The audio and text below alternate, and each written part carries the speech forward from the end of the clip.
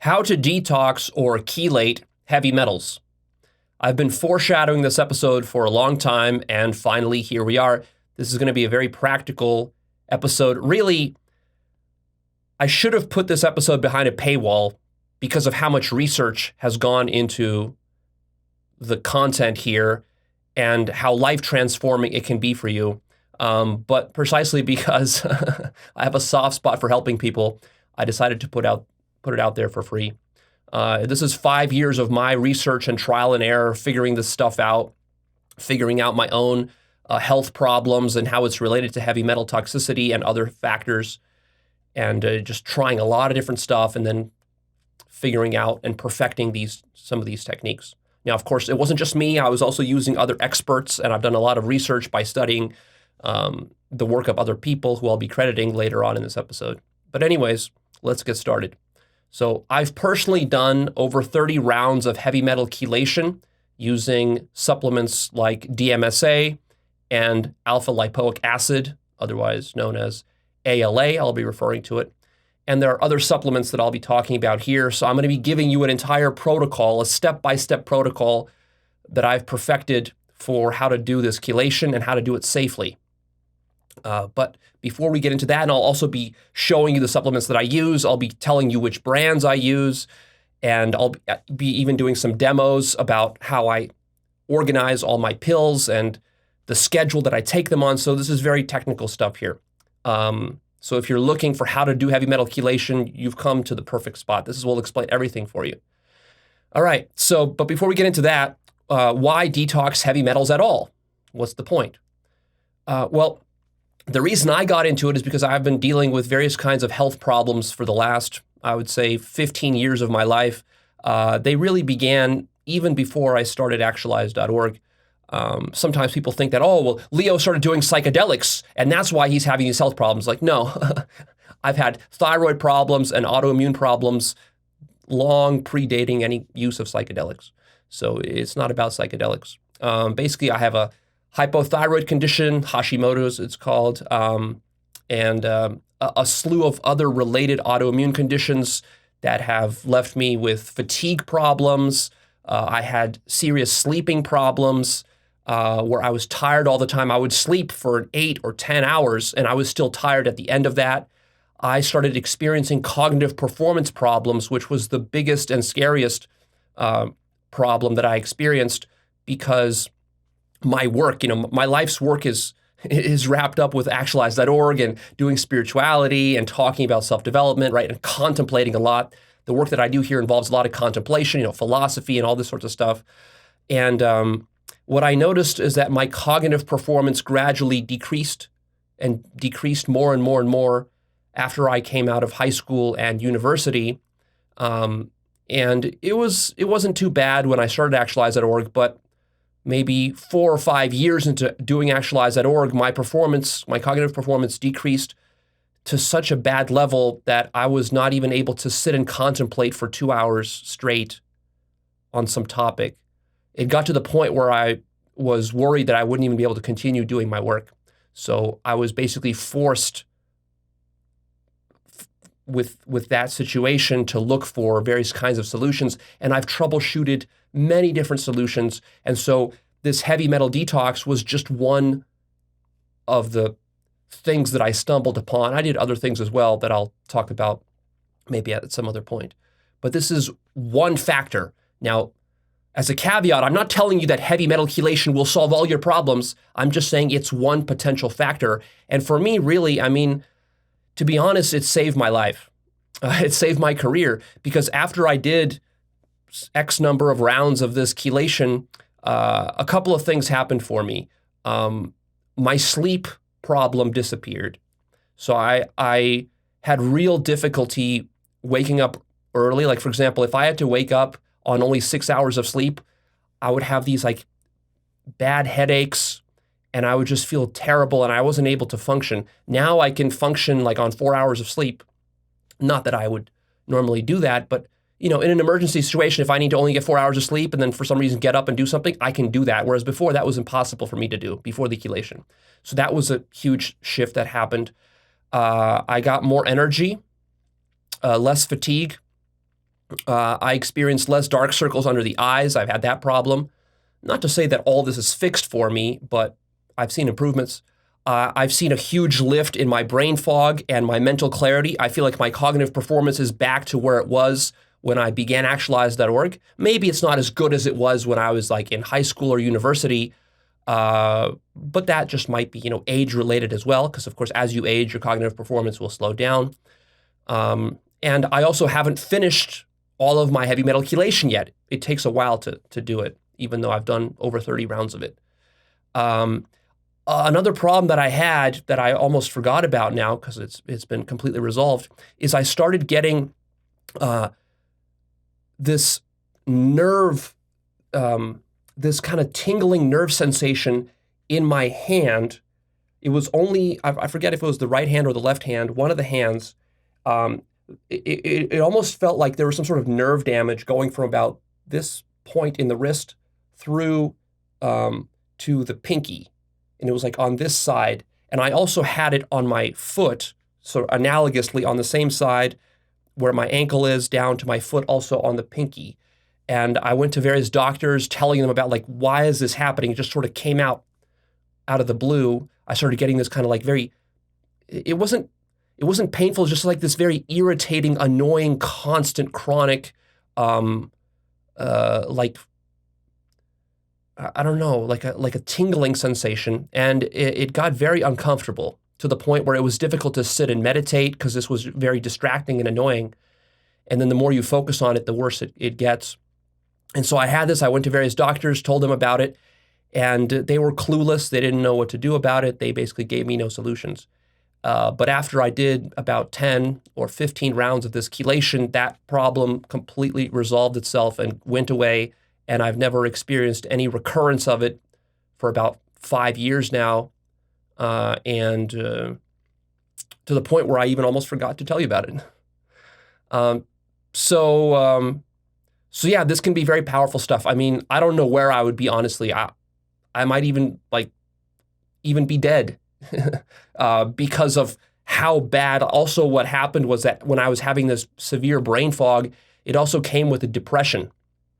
And so I got a good insight into what like a chemical sort of induced depression is like, because you can't do your work, and then your brain is functioning poorly. You can't focus very well, and then just depression comes with that. It gives you a bad mood. It makes you irritable, and so I went through a year or two of that as well, and then that has lifted too for me. So that's my personal story. Now, there's a lot of variability. I'm not saying you're going to have the same results as me. I'm not saying you have the same problems as me. You have to judge for yourself what kind of, situation you're dealing with.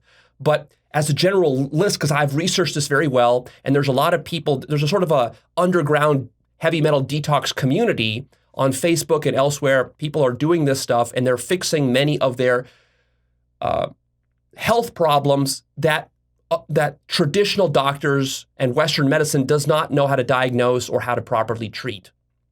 And so who should consider heavy metal detox?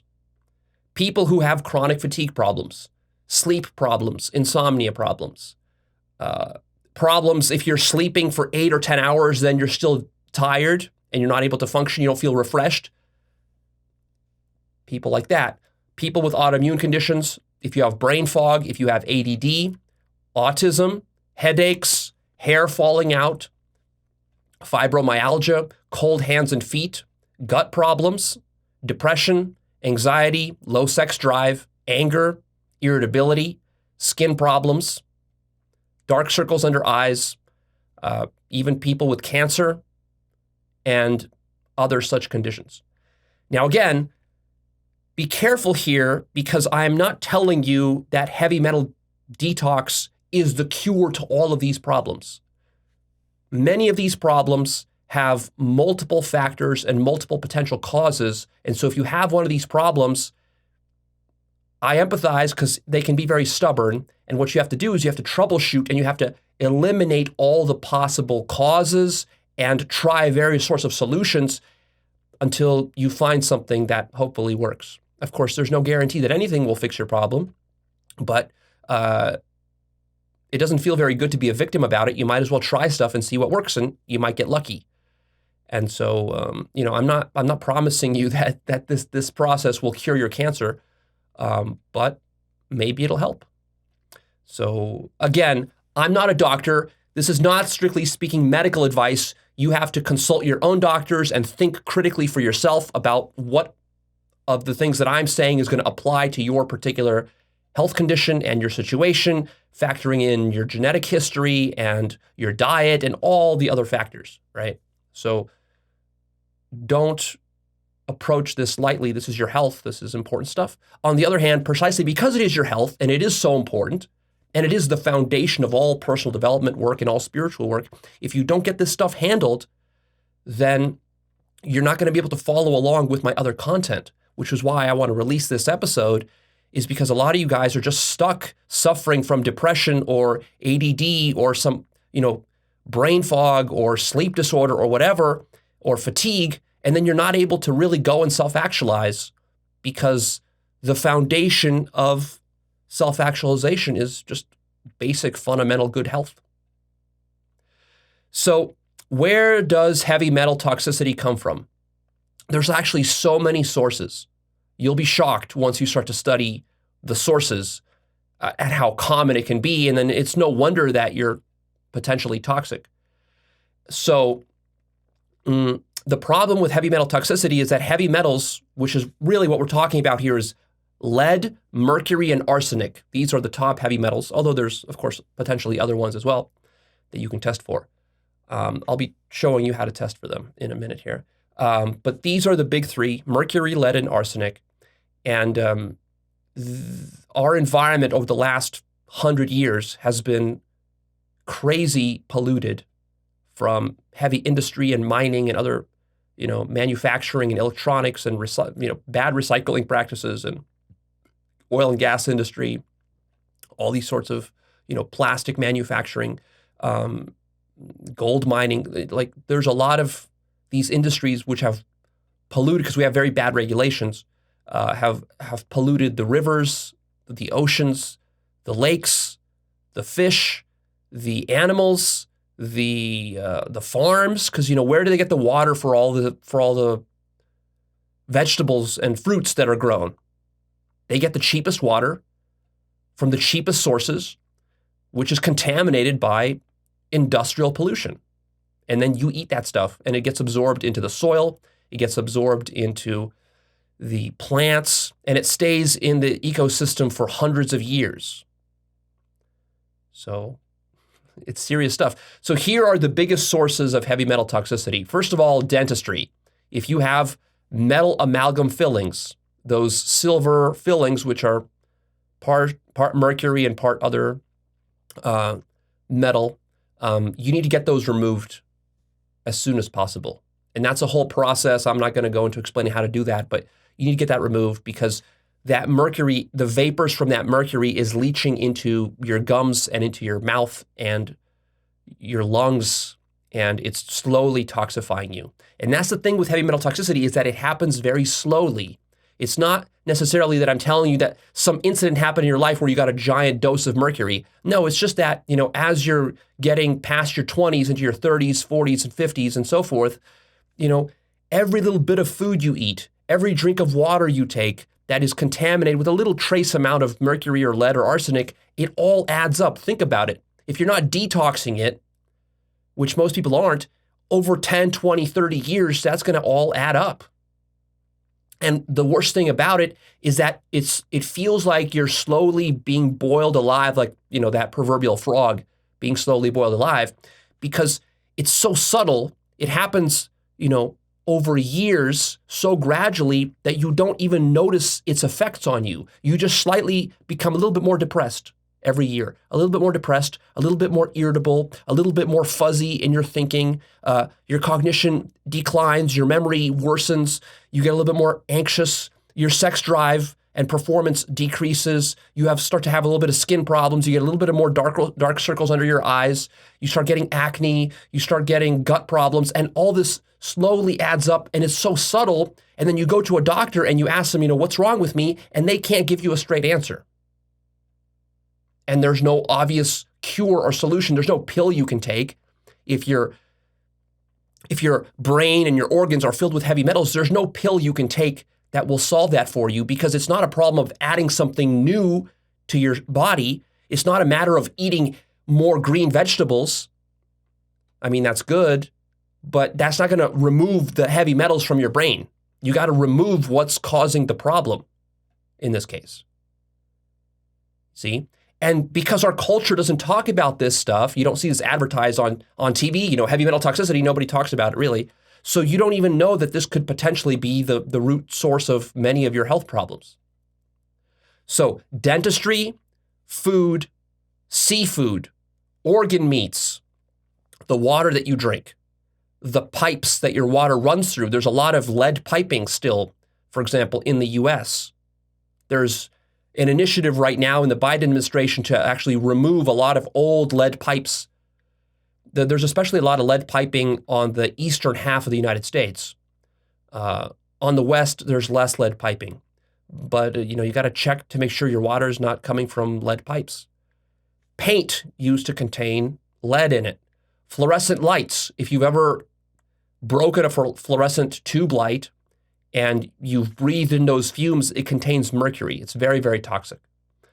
Makeup can contain lead and other heavy metals. Spices are a hidden source of heavy metals. We'll talk about those later in the episode. Tea, potentially. Many supplements are contaminated with heavy metals. Protein powders are a huge offender. If you're taking whey protein powders, or even if you're taking vegetable protein powders, those vegan warrior protein powders, those are filled with toxic heavy metals. Did you know that? Even the organic stuff. You might say, oh, Leo, but I only eat the organic whey protein and only the organic, all natural vegetable proteins. Those organic ones, they contain even more toxic metals than the inorganic ones. They've done tests on this. You can find websites with detailed breakdowns of the heavy metals in your favorite brands of protein powder. Traffic pollution. If you're living near a highway, you're breathing in heavy metal fumes every single day. Heavy industry, if you live near any kind of industry, if you work near heavy industry plants, if there are coal-fired plants in your city or where you work, that produces a lot of heavy metal pollution. Wastewater of various kinds, mining operations and the water runoff from those. So there's a lot of potential sources of heavy metal toxicity.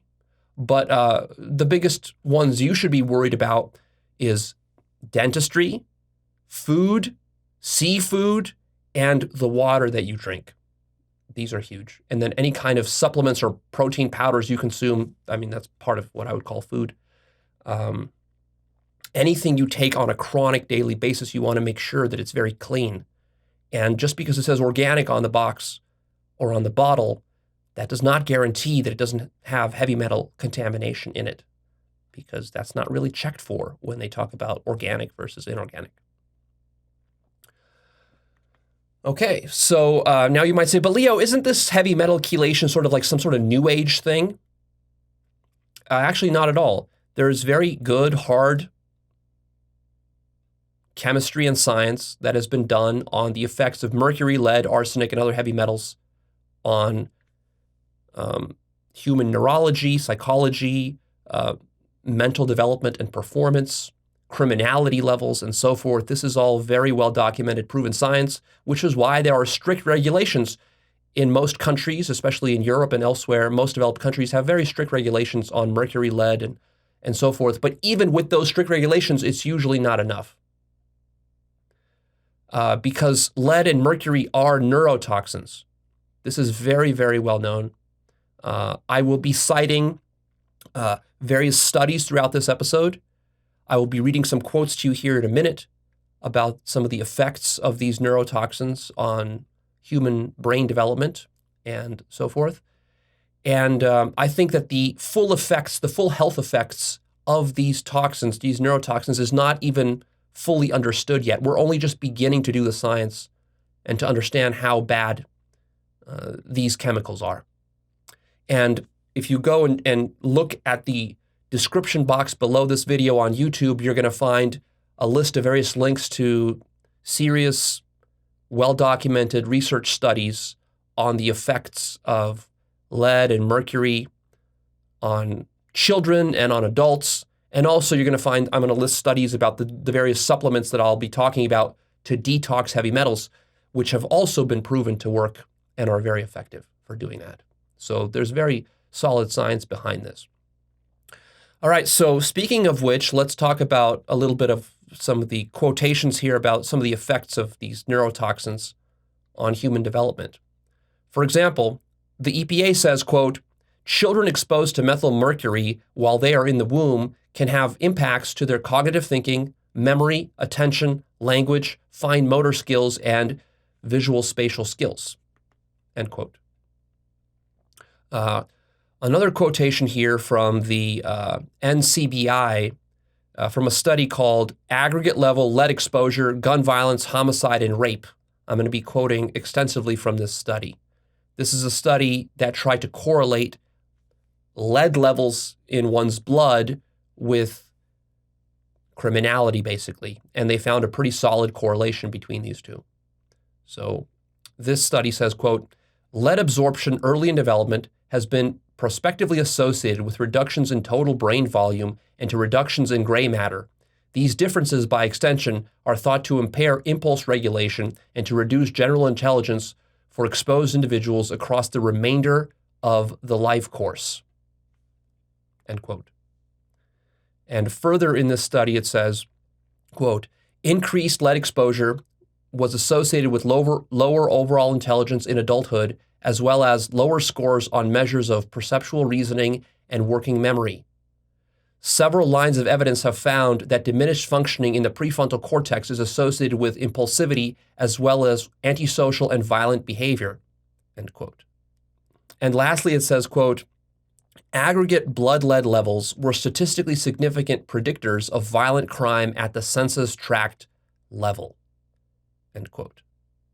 So there was actually a spike in crime in the United States in the 1970s, I believe, and 80s. If you look at the crime statistics, there was a very significant spike. And then it quickly dropped off, and it's been dropping off ever since in the 90s and 2000s and so forth. And what they've basically found through various studies and research is that the reason that happened is because we passed regulation for unleaded gasoline. Before that regulation was passed, gasoline was leaded gasoline, which means it had lead in it, which means when it was burned and exhausted, that lead was breathed into your lungs, and it literally led to more murders and homicides and other kinds of violent crime. So this just shows you how serious this stuff is. Now, for this to have a very significant impact on criminality, you need probably a significant exposure to it. But I think that lead, mercury, and some of these other chemicals, they have more subtle effects. And I think that they could be responsible for a lot of the autoimmune disorders and other sorts of subtle disorders that when you go to a doctor and tell him about it, he says, oh, well, maybe you're just imagining that, or we don't really know what causes it. It's like, oh, well, you just have to live with it. There's nothing we can do about it. You know what I'm talking about if you had one of these disorders and you've gone to various doctors and they just kind of like shrug their shoulders and they don't know what to do about it. Well, that's because there's hidden factors that have not yet been researched very well by current science, which we will discover in the next 50 or 100 years. All this stuff will be figured out, but right now we still don't really understand the full effects. So basically, here's a list of some of the symptoms and conditions and disorders that could be caused by heavy metal toxicity. Emotional changes such as mood swings, irritability, nervousness, excessive shyness, social anxiety, insomnia, neuromuscular changes such as weakness, muscle atrophy, and twitching, and various odd nerve sensations and dysfunctions, which I started having. Headaches, migraines, disturbances in sensations, changes in nerve responses, poor performance on tests of mental function, lower IQ and lower intelligence, learning disorders, memory loss, brain fog, ADD, autism, higher rates of criminality, violence and anger, anxiety problems socializing, depression, bad mood, fatigue, reduced motivation, energy problems, dark circles under eyes, thyroid disorders, skin rashes and disorders, autoimmune disorders. Now, again, I'm not saying that all of this is caused by heavy metals. Heavy metals are just a factor. There could be other factors. And for everybody, it's going to be a bit different. So you have to do research and try stuff out and see what is true for you and your specific situation. Now, some people are more sensitive than others to heavy metals. You might wonder, like, well, Leo, I have these disorders, but I'm drinking the same water and eating basically the same food that my friend eats or that my brother or my mother eats. So how could I be toxic, but then they're not toxic and yet they're all healthy? And they might even eat junk food and yet they're still healthy. How can that be? And why am I sick in this case? Well, because you have different genetics. And genetics determine how well you detox heavy metals naturally. The body has certain natural mechanisms for detoxing certain amounts of heavy metals. For example, in the research that I've looked at, depending on your genetics and various kinds of detox pathways and methylation pathways that exist within the human body potentially, for some people, if they consume some, let's say fish, you consume a pound of salmon that will have heavy metals in it, some people will detox 80% of that mercury just naturally due to their good genetics. For other people, they're only going to be able to detox 20% of that. So compare, maybe your mother or your brother is eating the same salmon you're eating every day, but they're detoxing 80% of it every time. And because of your genetics, which is a little bit different than theirs, you're only detoxing 20% of it. Do you think that makes a difference when you multiply that by 20 years, by hundreds and hundreds of meals of this salmon that you're eating? Yeah, it makes a big difference. It's going to add up in a different way. And also, how your body deals with and stores these heavy metals could also vary due to genetics. These heavy metals are not just floating around in your bloodstream. They then get absorbed into various organs, fat tissues, and then especially problematically is the brain. Because your brain is mostly fatty tissue. There's a lot of fat in your brain, and then the heavy metals get stuck in there, and heavy metals basically have the effect on the brain of what I would call anti-psychedelics. If psychedelics raise your consciousness, if psychedelics increase the neuronal interconnections and your cognitive performance, which they do, heavy metals have exactly the opposite effect. They are like an obstacle to the proper functioning of the neurons in your brain and your ability to think and to reason and to remember things and to visualize things and to use your prefrontal cortex to think about things, to be logical about things. And this is why it can lead to stuff like increased criminality. So you can do some research into the genetics. It's a bit complicated and technical. I won't go into it here, but you can research the MTHFR gene and various methylation pathways. You can even do a genetic test on yourself, doing something like 23andMe, which I've done, and then you can actually find the specific mutations you have of this MTHFR gene. You can find specific snippets, and you can see, based on your genetics, you can actually take a look at how susceptible are you to heavy metal toxicity. And so I've actually looked at my own mutations, and what I found is that I have a few of those mutations which make me more susceptible than, let's say, the average person. And so that would explain, for example, why I have these problems more than maybe other members in my family or maybe the general population. So that is possible for you to do. Now, let's talk about how to actually test for heavy metals. It is important to test yourself because you don't want to just be sort of assuming that you're toxic in heavy metals. Maybe you're not, in which case, don't waste your time and money doing chelation. So there's various tests that are possible. You can do blood tests, you can do hair tests, you can do urine tests. What I've personally found is that blood tests and hair tests are unreliable, and that the best test is called a provoked urine test. What is this provoked urine test? Basically, it's a at-home test kit that you order online. There's various brands available. I'll be showing you here a demo of the brand and a test kit that I use. But basically, it's a small test kit that they mail to your house. You can use it in the convenience of your house.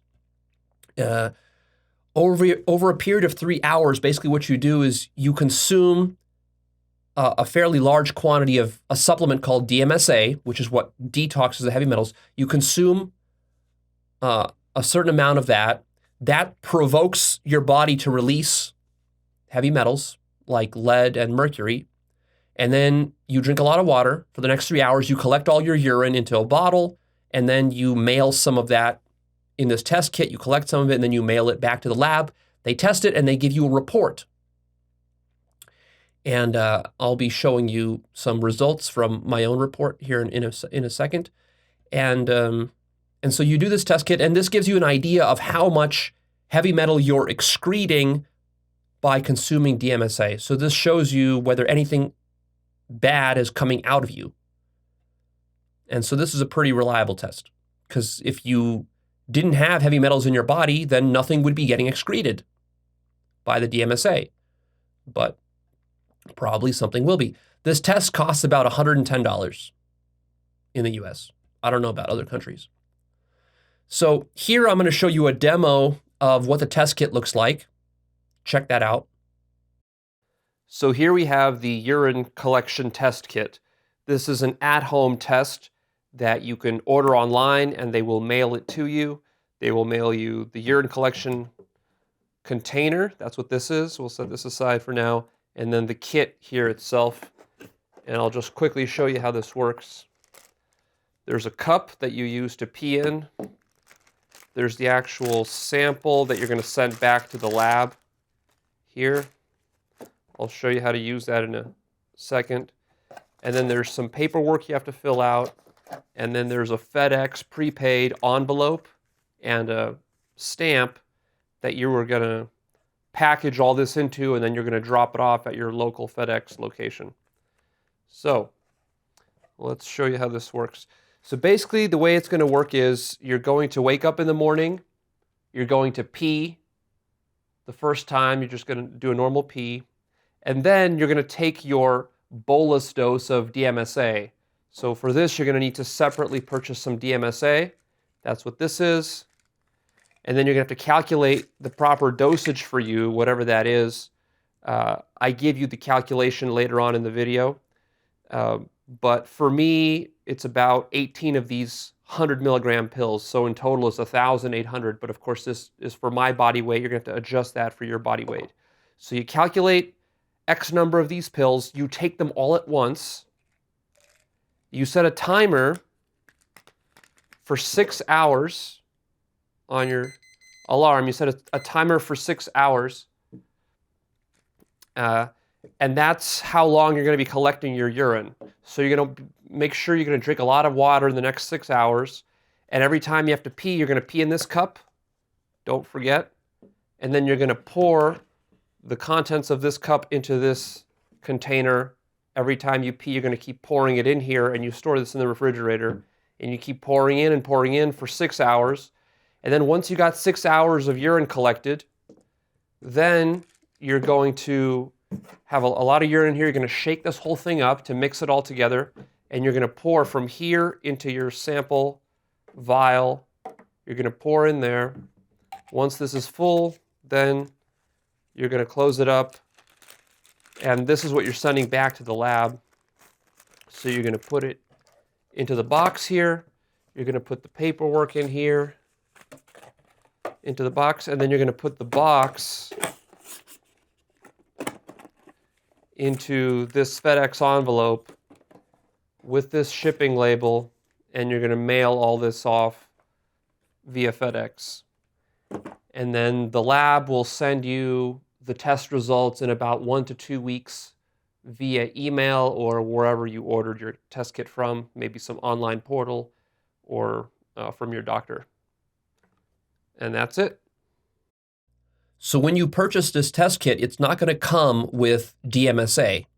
Dmsa is what you need to provoke the heavy metal chelation. So this you have to purchase separately, and you have to figure out a proper dose for yourself in order to do this test.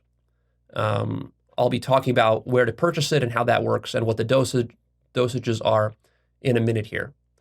So basically, once you have the DMSA, you take it, you collect your urine for 3 hours or so, you collect it, and then you send it to the lab. So what I recommend is that before you begin doing your detox protocols, if you decide to do it, is that you do 2 urine tests. The first test is going to be an unprovoked urine test, which means you're just going to get sort of a baseline, a control. You're going to use one test kit without DMSA and just see how much heavy metals you're excreting naturally through your urine. Then you do a second test right away. At the same time, you do a second test where you take the DMSA and then you collect your urine, and this test shows you the difference between how much you're excreting without DMSA versus with DMSA. This shows you what the DMSA is doing.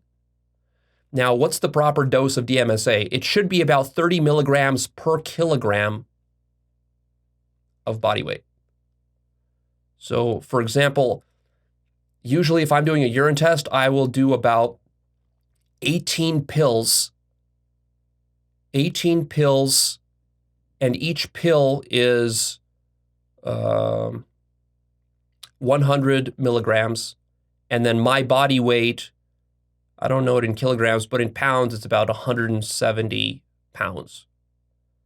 So that just gives you sort of an idea. And then you'll have to do the calculation and adjust it for yourself.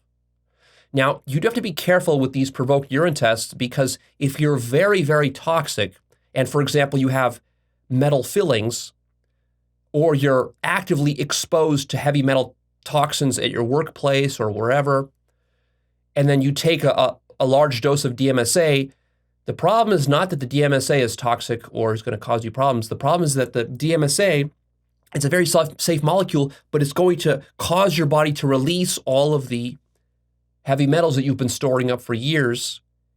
And this can have some dangers to it. So you do have to be careful when you're doing these provoked tests. On the other hand, this is really the only reliable way I feel like to test yourself. So there's a bit of a kind of a risk-reward trade-off there. And you have to decide for yourself, whether you want to take that risk. Because otherwise, how are you going to know if you're toxic or not? So here I'm going to show you an image of my actual test results that I got. These are test results. This is the first provoked test that I did about 5 years ago. And you can take a look here. And so basically what this test showed me is that I had an elevated mercury level. You can see here it's in the yellow, sort of the out of reference range yellow column. And then I also had a fairly high amount of lead as well. It's within reference range, but basically the conclusion I came to here is that things like lead and mercury and arsenic, they should all be at 0. There really is no safe amount. And part of the problem is that if you look at government websites, they will give you sort of like safe levels, FDA and EPA approved safe levels of how much mercury is okay to have in fish, how much mercury is okay to have in water and lead and so forth. And basically I call bullshit on all these.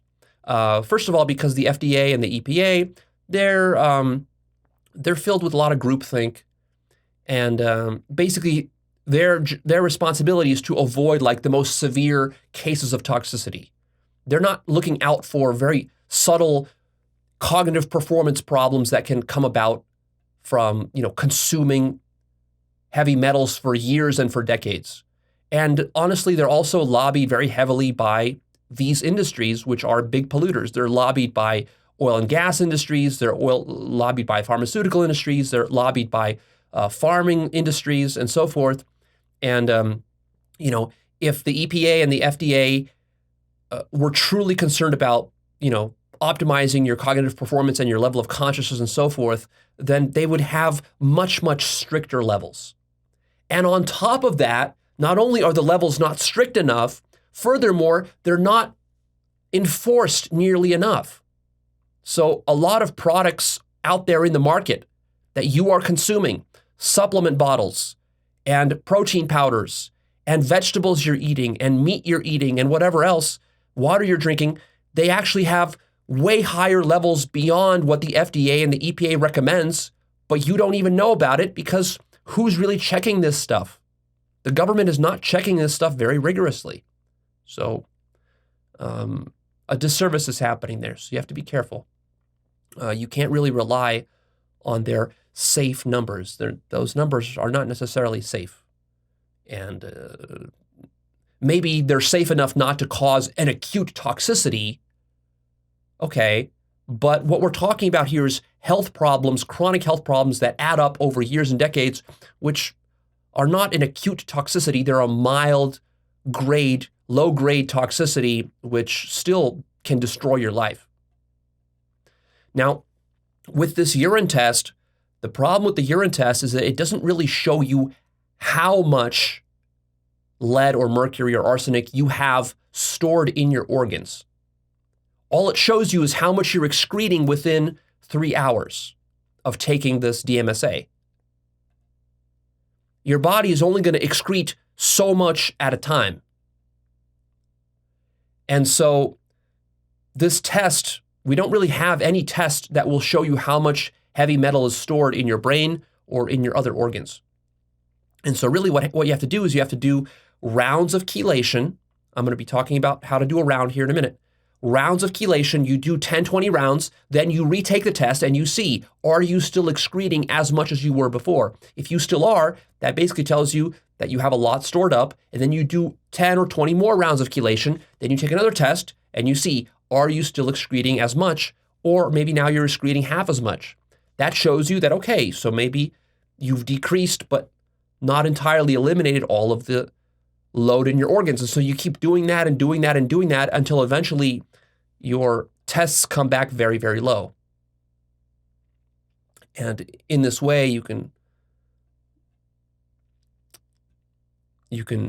know that you're detoxing properly. And also, of course, you can just anecdotally feel what's happening with you. You might see improvements in symptoms. You might see improvements in your sleep, in your cognitive performance, in your ability to focus, in your memory, in your dark circles under the eyes, and other things like that. So basically, what you have to realize is that there are no safe levels of these heavy metals in your body. Any amount decreases your performance. So the question is, how much decrease in performance are you willing to tolerate? And if you have a kind of a job that I have, where my cognitive performance to me is like everything, my entire life hinges on my cognitive performance, basically. I can make millions of dollars if I have good cognitive performance, or I can lose that potential money if I'm unable to perform cognitively. So for me, it's very worthwhile to optimize my cognitive performance as well as I can. Now, I don't know what it's like for you. Maybe you have sort of a mindless job where it doesn't matter to you. But then again, it's not just cognitive performance, it's other health stuff. It just could be how good you feel in your own body. You might have even forgotten how good you can feel, what good mood you can be in. So another thing that you have to realize is that these heavy metals literally put you into a chronic state of bad mood. You can just be anxious, depressed, fearful, in a sort of low consciousness daze, sleepwalking through life like a zombie, not sure what's wrong with you. And you could be blaming yourself for maybe I'm not being spiritual enough. Maybe I'm being lazy. Maybe I'm doing something wrong. Maybe I need to read more books. And it's like, but maybe it's not that. Maybe it's simply because your neurochemistry is screwed up. Maybe it's just that. And then when you fix that problem, you realize that all of a sudden your depression lifts. You're happy for no reason whatsoever, like you were when you were a kid. Remember how that was? When you were just happy for no reason. Yeah, that's possible. And you might experience that if you do some of this chelation. Again, I'm not guaranteeing it's going to happen. I'm just saying these are possibilities. And these are some of the benefits that you should be considering. So now, how to do the detox. Basically, you're going to be doing rounds of DMSA alpha lipoic acid, ALA, and or potentially DMPS. Dmsa versus DMPS, these are two analogous molecules. We'll be talking about the pros and cons of each here in a minute. They both detox slightly different kinds of metals, but you can use them interchangeably in different ways. And basically, you're going to be using a protocol developed by a doctor named Dr. Andy Cutler.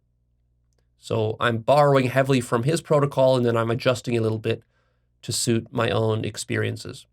So you can go purchase Dr. Andy Cutler's book, which talks about his protocol, and it's a very good book. If you're going to be doing chelation, I recommend you purchase it and read it in addition to all the information that I'm giving you here. So detoxing heavy metals is safe when you're using the right protocol, but otherwise it can be dangerous. So it is important that you understand the caveats and warnings and the things not to do when using these supplements to do the detox. Most importantly, you have to understand that you can't do this chelation if you have mercury in your body, most likely from metal teeth fillings, or if you are actively exposed to heavy metals. Because what's going to happen is that if you have metal fillings and then you start doing this chelation, it's going to start leaching the mercury from your fillings into your body. So it's going to make your problem worse. You're not going to be removing all the mercury from your teeth by pissing it out through your urine. That's going to take 100 years. That you're just going to be leaching from your teeth into your organs and into your brain, and in this way you could really damage and harm yourself. So you have to make sure that you first remove all your metal fillings if you got them, and then you can start doing chelation. And you should wait some number of weeks or months after removing your fillings or after a recent heavy metal exposure, and then only then begin chelation, just to be safe. So here's the actual protocol of how to do this. Basically, a single round of chelation is going to last about 3 to 4 days. This means for 3 to 4 days, you have to be taking these supplements on a very regular schedule. And here are the schedules for each substance. So DMPS, you have to take it every 4 hours for 3 to 4 days. That means you have to set a timer, and on the dot every 4 hours, you have to be taking a new dose. I'll be giving you dosage recommendations here in a few minutes. As far as alpha lipoic acid, ALA, this you have to take every 3 hours. And then with DMPS, you have to take this every 8 hours. So for example, if you're going to combine DMPS and alpha lipoic acid and take them together, which is my preferred protocol, I take them at once. You're going to be taking it on the shortest schedule. So in this case, every 3 hours. So basically my round looks like this. For 4 days straight, every 3 hours, I am taking a certain dose of DMSA and ALA. Let's say I might be taking 200 milligrams of DMSA and then 100 milligrams of ALA every 3 hours. And this includes in the middle of the night when you're supposed to be sleeping. So literally I'll set a timer, and every 3 hours, that means I'm going to be waking up probably 2 times a night. It's a bit of a pain in the ass, but you have to do it very rigorously. And the reason you have to do it this way is because these supplements and chemicals have a half-life. So what happens is you take the substance like DMSA, it has a half-life about 4 hours. That means in 4 hours, much of it is excreted from your body. And the key here is that once you activate and you start to leach the heavy metals from your organs, now it goes into your bloodstream.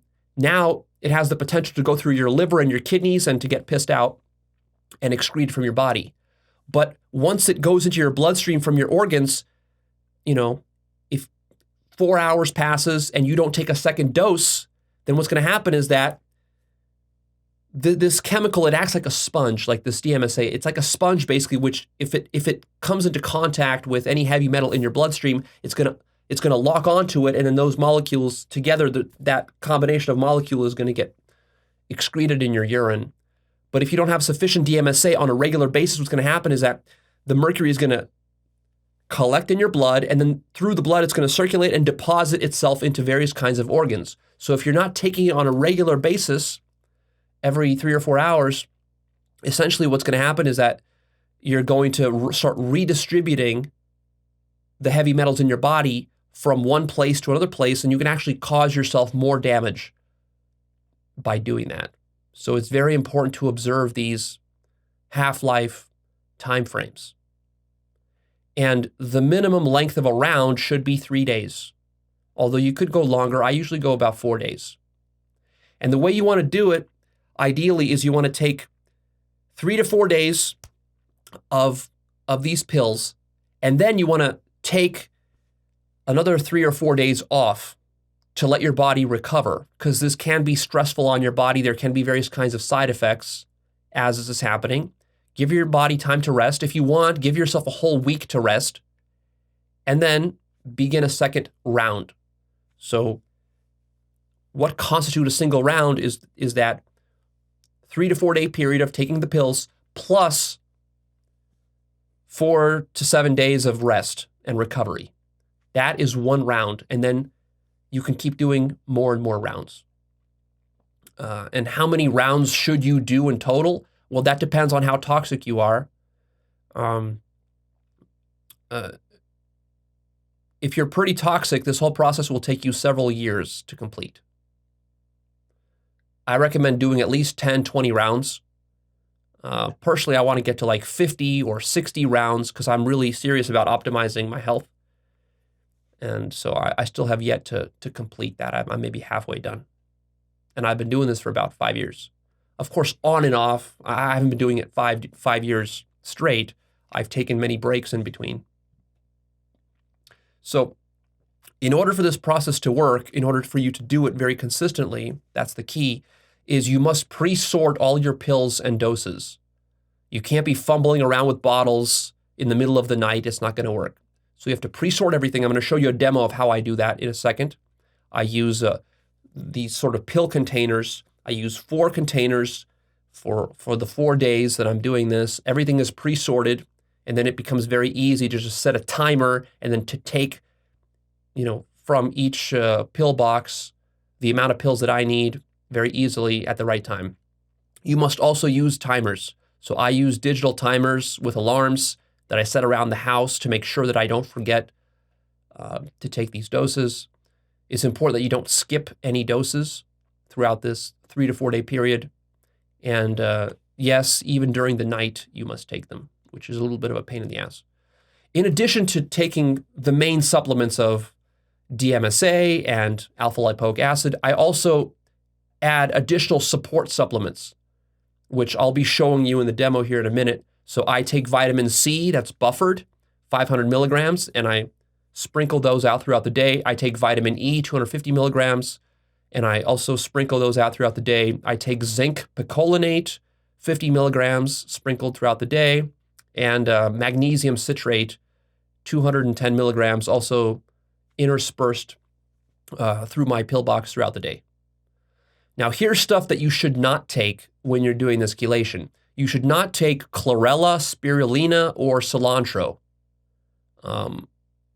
These are sometimes considered effective chelation for heavy metals in the sort of a natural, in the natural way.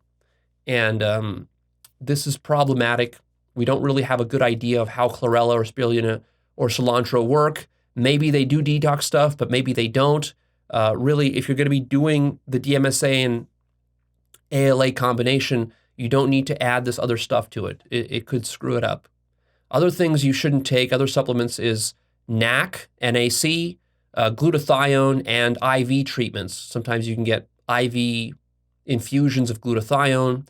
This actually can redistribute heavy metals in your body in a weird way, which can backfire on you. It's also important that you don't take alpha-lipoic acid as a daily supplement. Some people take it as a daily supplement. Some people have it in their multivitamin. This is bad because ALA redistributes heavy metals, and you don't want to be taking it only once per day. If you're taking alpha-lipoic acid, you got to be taking it on that 3-hour half-life, and you got to be taking it for 3 or 4 days straight. as part of a chelation protocol. Otherwise, don't take it, because it's going to be redistributing heavy metals in unknown ways in your body. And the other thing not to take is there's a sort of analogous supplement to DMSA called EDTA, which has a sort of a worse profile of chelation than DMSA and DMPS. So avoid EDTA. Now, as far as dosages, how much should you take of this stuff? Well, when it comes to DMSA, I purchase it in 100 milligram pills. That's very convenient for me. And the dosage is 30 milligrams per kilogram per day. And then you divide it into those 3 or 4 hour segments. So for example, I will take 2,200 milligrams per day for my body weight, and then I take 2,200 milligrams and divide it by 8, because there are 8 chunks of 3 hours and 24 hours. So that means 200 milligrams every 3 hours. 200 milligrams every 3 hours for 8 times is 24 hours, and that adds up to 2,200 milligrams per day, which is ideal for my body weight. Now, you're going to have to adjust that number for your body weight. And also, if you're extremely toxic, you might lower that dose, because the higher your dose is and the more toxic you are, the more side effects you're going to experience from the detox. So for me personally, that dose is very reasonable and I handle it relatively well. Now, with alpha lipoic acid, what's the dosage for that? Here it's a little trickier. The dosage will range anywhere from 25 milligrams to 250 milligrams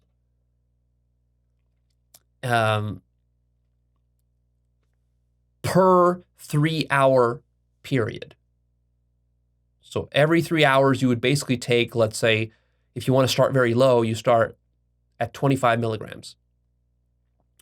Now, alpha lipoic acid is unique in that it crosses the blood-brain barrier. So the reason you're using alpha lipoic acid specifically is because DMSA and DMPS is not actually going to leach the heavy metals from your brain, which is the most important, really, in my personal opinion, is to detox your brain, not just your body, but your brain specifically. And really the only way you're going to do that is with alpha lipoic acid, because it crosses the blood-brain barrier. The problem, though, is that alpha lipoic acid can cause some fairly severe detox symptoms as it's leaching out and chelating the heavy metals, depending on how toxic you are. So with alpha lipoic acid, you want to start very low and feel how well you can handle it. And if you can handle it, then on the next round, you can increase your dose and then increase some more and increase and just keep increasing it until you get to something like 250 milligrams. That would be probably the maximum you should take every 3 hours. It'll probably take you 10, 20 rounds or more of chelation to get to the point where you can actually tolerate 250 milligrams of alpha lipoic acid. So to be safe, I'd say start at 25 milligrams and then maybe bump it up to 50, bump it up to 75, bump it up to 100, see how you do at 100, maybe try 150, maybe try 200, and just keep ramping it up and see how you feel. You got to go by how you feel. And then as far as if you want to use DMPS instead of DMSA, you can do that. I would purchase 25 milligram pills. And with DMPS, the dosage is going to be about 200 to 500 milligrams per day. That's the maximum you'd want to take. And then you divide that up. With DMPS, you're taking it every 8 hours. So you only need to divide it into basically 3 doses. So the idea here is that you want to start low and you want to gradually ramp up. You have to be careful not to just blast yourself with a bunch of DMSA and ALA all at once, because this can cause some pretty severe redistribution of heavy metals and various kinds of side effects. So be patient with this process. Don't try to reach the finish line too soon, because you might end up it'll backfire on you. You have to go by how you feel. It's recommended that you basically do 4 rounds at a certain dosage, and then if you're still feeling good, everything's okay, the side effects aren't too bad, then you can increase on the next 4 rounds. And then do 4 more rounds on the higher dose, and then see how you feel. If you still feel okay, then increase for 4 more rounds, and then keep doing that and just kind of ramping up. Be careful, more is not necessarily better. What you want here is a slow, steady, even-keeled approach, rather than a sort of a yo-yo effect where you're taking large doses, you're experiencing horrible symptoms, and then you have to stop, you have to recover for a long time, then you try it again, and this sort of up and down yo-yo thing is not very wise. All right, so now I'm going to show you a couple of demos of how my supplements look and also how I organize them. Okay, now I'm going to show you the most crucial part of this protocol, which is all the supplements that I use and specifically how I arrange them into pill boxes for this entire 3 to 4 day duration that you're going to be taking and chelating. All right, so let's start off by introducing our chelating agents and chemicals. So we have the Dmsa. This is 100 milligrams here. And these pills, they just look like ordinary white pills like this. This particular brand is from Living Supplements. I like this brand, but you can use whatever brand of Dmsa you can find out there and that you like. Same brand, Living Supplements. This is DMPS, 25 milligrams. They also just look like white pills. Nothing special about them. And then this is the alpha lipoic acid, ALA, otherwise known as ALA, 150 milligrams. Now you can get this in different dosages. 150 milligrams is pretty high. If you're just starting this protocol, you'd probably want to start something lower, like 50 milligrams, and then work your way up. But for me, these work fine, and they're also kind of like a yellowish white pill. So we've got that, and then these vitamins and supplements here, these are just supporting supplements. So basically, these are going to do the work of pulling the heavy metals out into your bloodstream and through your kidneys and your liver and out of your body. And then as that's happening, your body is detoxing and it needs some support vitamins and nutrients, which are those, like vitamin C. We have vitamin C, 500 milligrams here. We have zinc picolinate, 50 milligrams. We have vitamin E, 268 milligrams. And this is magnesium citrate,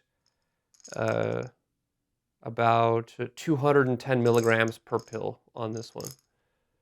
And so these are just to support your detox pathways and to lower any kind of detox symptoms you might be feeling, any negative side effects from the chelation.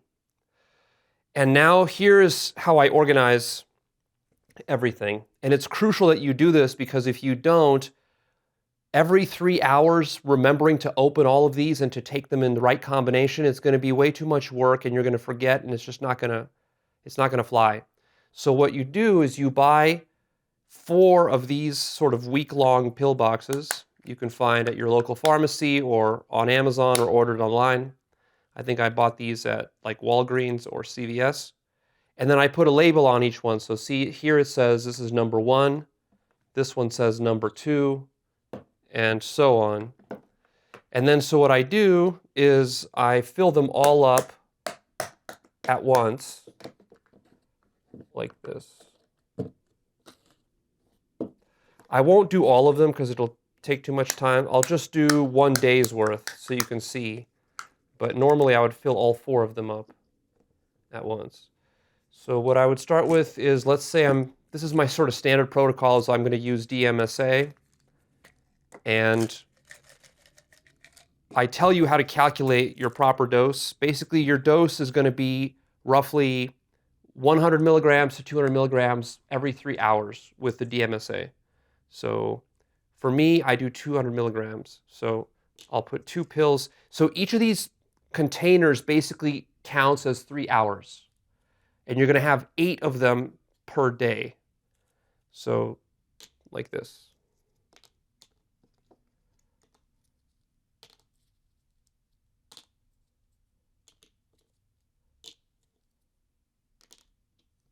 So normally I would keep going, but just for the sake of brevity here, I'm only showing you 1 day's worth. So that's 1 day, 8 times 3.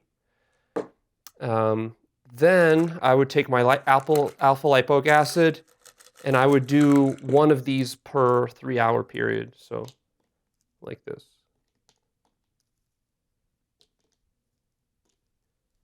And of course, you're going to adjust these dosages to whatever, is suitable for you.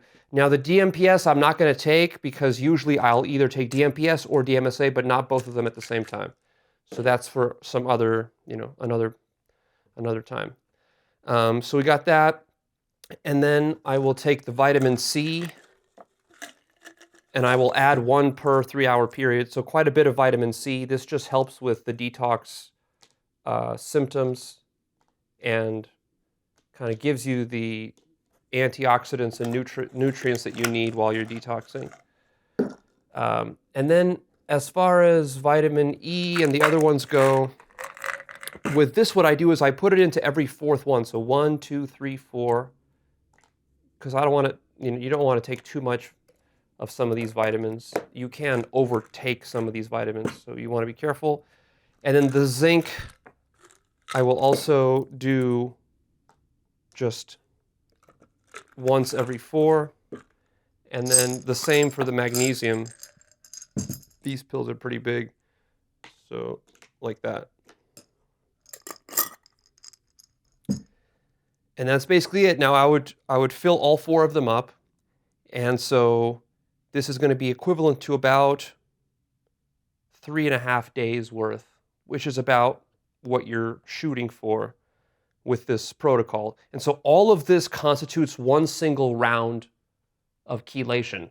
And you're going to be doing 10, 20, 30, 50 of these rounds, depending on how toxic you think you are, and depending on your urine test results, what those show, and depending on how you feel. If you feel good after doing 5 or 10 rounds, keep doing more. Also, what you should know is that you're not necessarily always going to feel better after a round. It might be the case that you do 5 rounds and you actually start feeling worse. And it's important that you actually continue to do more chelation, because what that means is you're feeling worse because you're detoxing and you have a lot to detox, and you're in the middle of a detox cycle. And so just because you do 5 rounds and you feel bad, that doesn't mean it's not working or that something is going wrong. It just means you got to keep going and finish it. Go to 10 rounds, go to 20 rounds, and then you're going to start to feel much better. That's usually how it works. So there tends to be a dip in this whole chelation process. You might feel better after the first few rounds of chelation. Then maybe between round 10 and 15 and 20, you feel worse. There's a dip. And then after you complete 20 rounds, then you maybe start feeling better again. So it's important that you keep going, even though you might not feel good after each round. And then after some rounds, you might feel really good. So it tends to vary. Don't expect it to always be positive. Some rounds can feel great, some rounds can feel bad. And so that's just the nature of the beast. So that's how that works. And then the final part of this, which is crucial, is you need a high quality digital timer, which is what I use here. So I'll put 3 hours on here. I'll set it for 3 hours. And I'll leave this here. And when 3 hours is up, it's going to ring. And then that tells me I got to come here and take the next dose. And so I'll be doing that every 3 hours for the next 3 to 4 days as I'm finishing this whole round, including in the middle of the night. So you need something that'll wake you up in the middle of the night so that you can do this. There you go. On the one hand, it can seem a little bit complicated. On the other hand, it's actually pretty easy once you get the hang of it. And it's actually really effortless. Once you have this timer, it's very effortless to take it on a schedule. And you can be working, you can be, doing whatever chores you got to do around the house. And really, it shouldn't affect your life too much. unless you start to experience some severe detox symptoms, which means that your doses are too high. That means you got to lower your dose of DMPS or Dmsa or alpha lipoic acid, lower your doses to the point where the side effects, you can maybe feel some of the negative side effects, but they're not debilitating and they don't prevent you from living your life and doing what you got to do throughout the day. Okay, so you've seen the demos. You kind of know what it looks like. You have a good idea of how to organize your pills. It's very important that you have an organized system, because if you don't, you're not going to be taking them consistently, and the whole thing is gonna implode on you. You're not going to be able to basically follow through on the protocol. So make sure you invest in the pill boxes and you organize everything very well. You have the timers and all that stuff. All right, now you might be wondering, well, Leo, is DMSA, ALA, and DMPS safe? Or might these molecules harm me? How do I know they're safe? Well, actually, there's good science on all these molecules. I'm going to link some of the studies down below. You can search for studies yourself. All these chemicals and molecules are very safe. They're not going to harm your body. In fact, they're safe enough for children to take, and they've been used on children effectively. However, what you have to be careful with is that the heavy metals that are being leached and absorbed by these molecules and moved around in your body, those are not safe. So it is important that you take this detox protocol seriously and you don't just play around with it. It's not a game. Ordinarily, you'd want to do this under the supervision of your doctor. The problem is that a lot of doctors are very clueless about these protocols, and so they simply won't be able to help you. And if you have a stubborn health problem, it's better to take it into your own hands than not do anything at all about it. I have not been able to find doctors. I've gone to many doctors. I've found some even alternative doctors and some expensive doctors, and most of them have no idea about how this protocol works. I've only found like one doctor, and I only found him after years of figuring this stuff out for myself. So most likely, your doctor is not going to know about these protocols, and even if he does know about a little bit of it, he's not going to be able to actually show you the safest protocol, which is what we're talking about here. This takes a lot of research that they don't simply teach to traditional doctors. So how many rounds of detox are required? Well, really, it's not possible to say because your toxicity, can vary. You can be very low toxicity or very high toxicity, and anywhere in between. It might take 10 to 20 rounds. You might need 50 plus rounds. If you have serious health problems, if you have a combination of all these various problems, maybe 50 rounds or more. That's what I intend to be doing personally. But start with 10 rounds and just see how you feel and how it goes. And if it's going well for you, keep doing it. If your test results are coming back better, your urine test results, keep doing it. If your symptoms are improving, keep doing it. Now, what about the side effects of detox? How will you feel during the detox process while you're taking these supplements? Well, I can explain to you some of my own experiences. Generally, I've felt very few side effects.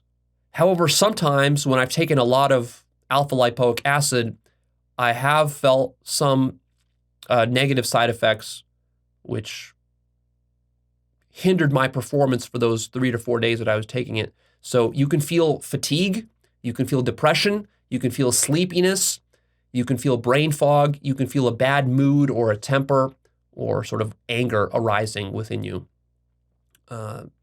You can also have maybe sleeping problems or bad sleep or even like nightmares. I've had a little bit of that on detox. In fact, right now as I'm sitting here, I'm in the middle of my protocol. And so right now I have DMSA and ALA coursing through my system. But right now I've found my dosage, a nice moderate dosage where I can still function. I can still think. Right now I don't feel fatigued. I don't feel depressed. I feel pretty good. Although last night when I was sleeping, I did have some like weird dreams and nightmares that I probably associate with taking this stuff. But overall, I feel pretty good. I've had other weeks where I would do a protocol or a round of chelation and I would feel miserable. And so that generally depends on your dosage range and also how much you've already detoxed, right? If you're very toxic and you're just starting off with a large dose, you will feel more of these symptoms. The symptoms can get so bad that they will actually inhibit your ability to work and to relate to other people, in which case that tells you that your dose is too high and you just have to lower your dose next time. That's all that tells you. The side effects should be bearable. If they're not bearable, then lower your dose. Your dose is too high.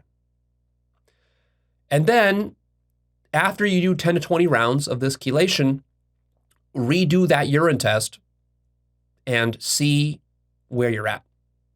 And then keep doing it like that. Slow and steady. Every 10, 20 rounds, retest yourself to see your progress. And then save all your test results on your computer so that you can track yourself over the months and years.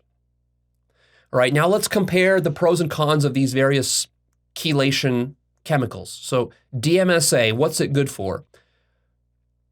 Each one of these chemicals has certain heavy metals that it has a higher affinity for. So for example, Dmsa is especially good for detoxing lead. So if you do a urine test and you see you have a lot of lead in there, then you want to focus on using Dmsa. It'll be very effective for that. It's less effective against mercury, although still it will detox mercury. It will also detox cadmium, antimony, and arsenic. Now, DMPS is more effective against mercury. Lead, it's less effective at, but it'll also do lead, it'll do arsenic, it'll do nickel, and also antimony. So if you have a lot of mercury, maybe consider DMPS instead of Dmsa. Or if you have more lead, then consider Dmsa instead of DMPS. And then with alpha lipoic acid, it's most effective against mercury. And then also arsenic and cadmium. And it doesn't do lead. But additionally, what you have to understand about alpha lipoic acid is that it's the only chemical here that's going to cross the blood-brain barrier and actually detox heavy metals from your brain.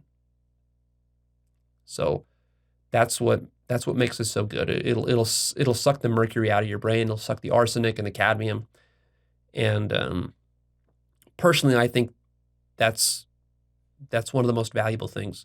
So what I've done is I've combined Dmsa with alpha lipoic acid. That's my personal combo. Although I also have purchased DMPS, and in the future I plan to test out DMPS as well. So I'm going to test out a combo of DMPS and alpha lipoic acid and try those in tandem and just see how that compares. I haven't tried it yet, but I will in the months to come. So, you find your combo if you want, try both. You can also just start with Dmsa or DMPS without alpha lipoic acid. You don't have to include alpha lipoic acid. In fact, that is what Andy Cutler recommends. He recommends that you only add alpha lipoic acid after maybe 6 or 12 months of chelation with simply Dmsa or DMPS. The idea being that first you want to detox your other organs, and then once you've sufficiently detoxed the other organs, then you can add in the alpha lipoic acid, which is going to work to cross the blood-brain barrier and detox your brain. You sort of want to leave that one for last because it's like the most sensitive, and that might give you the most problems if you haven't detoxed other areas of your body yet. So I recommend you buy Dr. Andy Cutler's books and read them to get a deeper understanding of how chelation works. And also the books are great because he outlines the various dangers and the things you should not be doing in this process, because there could be certain things you're doing in the wrong way which are going to actually harm you. Chelation is serious business. At the same time, it's not very difficult, and if you follow the protocol here, it should be very safe. These protocols have been used on children and adults, not not just by some new age quacks, but by medical researchers and doctors. These chemicals like Dmsa and Dmps, these have been very well researched specifically for the purposes of chelating heavy metals. Usually they're only used when you have very acute exposure, like in heavy industry. If somebody gets exposed, to a lung full of very toxic chemicals, then they will give them Dmsa and Dmps to chelate that stuff out. And so these are very well-known chemicals and molecules, and they're reasonably safe. Now, it's very important that you understand that you should not expect your traditional doctor to support you in this detox process. In fact, what I found is that traditional doctors, will gaslight you. If you go to a traditional doctor, like your general practitioner or physician or family doctor, and you tell him that you're going to be doing this process, he's probably going to discourage you from doing it. He's going to tell you, oh, you don't need to worry about that. That's only for people who are like involved in heavy industry. He's going to ask you like, well, were you exposed to a lot of mercury or lead? And you're going to say, well, not that I can think of. And then he's going to say, well, then you don't really need to do it. He doesn't know what he's talking about. You have to understand that the traditional medical industry is very conservative. They're extremely conservative because otherwise they can get sued. So the only things they generally recommend are the things that are like proven beyond, a shadow of a doubt. Methods and protocols that are 50 years old or 100 years old. That's the kind of stuff they recommend. They don't recommend more cutting edge stuff. They're not really looking at the fringes of science. They're also not interested in optimizing your cognitive performance. They're not interested in optimizing your health. They're basically just interested in helping you with like the most severe conditions that you have. And a lot of these doctors, they're just not interested in the cutting edge, newest protocols and medicines that have, been found in the last 10 or 20 years. They're just not really serious about health, period. A lot of them are very corrupt. A lot of them will only do things and treatments that are covered by insurance, and your insurance is not going to cover this, most likely. And so I'm not telling you to ignore the advice of your doctor. Obviously, take into account what your doctor tells you, but at the same time, don't be stupid and gullible and think that your doctor is some, all-knowing health expert. He's not. I've had so many doctors that just gave me completely wrong advice, complete horse shit. I could have found better advice just looking at articles on the internet, honestly, or on a fucking forum, on a health forum. I could find better advice than I got from these doctors to whom I paid hundreds of dollars just for a single appointment. So in general, I'm very disappointed by the quality of the doctors here in the United States. I don't know how it is elsewhere. I assume it's not that much better in Europe. And so really, if you're serious about optimizing your health, you're gonna have to take it into your own hands. The doctors we have, they're good at treating conditions that are very well known and very well understood, but they're terrible at treating conditions like thyroid conditions, autoimmune conditions, and other subtle conditions that have to do with like brain fog and chronic fatigue and dark circles under your eyes and skin conditions. They're clueless about treating these conditions because these conditions have many possible factors. And honestly, these doctors are not getting paid enough money and they don't have enough time to sit down with you and carefully diagnose for hours, diagnose every single problem and possible cause and then troubleshoot each one. This takes hours and hours and hours to do. They're not going to do that with you in a 15-minute appointment. So I recommend you do your own research. I am not a doctor, and this is not medical advice. At the same time, you should also understand that this advice could be better than anything you hear from your traditional family doctor. I find most family doctors are idiots. But with that said, if you decide to use this protocol and you harm yourself, don't hold me liable. I'm not responsible for how you misuse this protocol. You have to do your own research. You have to be very careful about it. And only if you take full responsibility for what you're doing, should you attempt this protocol. Now, you might say, but Leo, isn't there some natural way to detox heavy metals like cilantro, chlorella, spirulina, activated charcoal, zeolite, juicing? People talk about celery juice or green smoothies or fasting or taking saunas. What about these natural methods? It sounds like the method you're recommending is a very kind of artificial chemical method, and I want to do some sort of new agey natural method. It sounds like it's going to be healthier. Well, be careful with that. It might not be healthier, because what these various natural methods might do is, first of all, they just might not work at all. There's not very good science on any of these chemicals or any of these natural methods of effectively chelating lead, mercury, arsenic, and so forth. There's various kind of whisperings and things in various kinds of like new age health communities, alternative medicine communities, that some of these things are effective, but there's no hard science. With the stuff that I've talked about, there's very good hard science on that. So you just might be wasting a lot of money and time and not getting any benefit with these natural methods. And also, even worse than that is that this cilantro, this chlorella, this spirulina, activated charcoal, what it might be doing is it might be actually just moving heavy metals around in your body, but not fully effectively chelating them. What's unique about DMSA, DMPS, and alpha lipoic acid is that these are very special chemicals which have like this special double bond that bond very tightly to lead, mercury, arsenic, and so forth to fully excrete them from the body. Whereas some of this other stuff like spirulina, chlorella, cilantro, and whatever else, it might partially attach, it might partially move these heavy metals around in your body, but not fully excrete them, which can actually make things worse. So be careful. In general, I consider these natural methods to be weak sauce, and I would not rely on them. I would much rather rely on DMSA and ALA because they're proven to work, they're proven to be safe. So why mess with a formula that has been proven to work?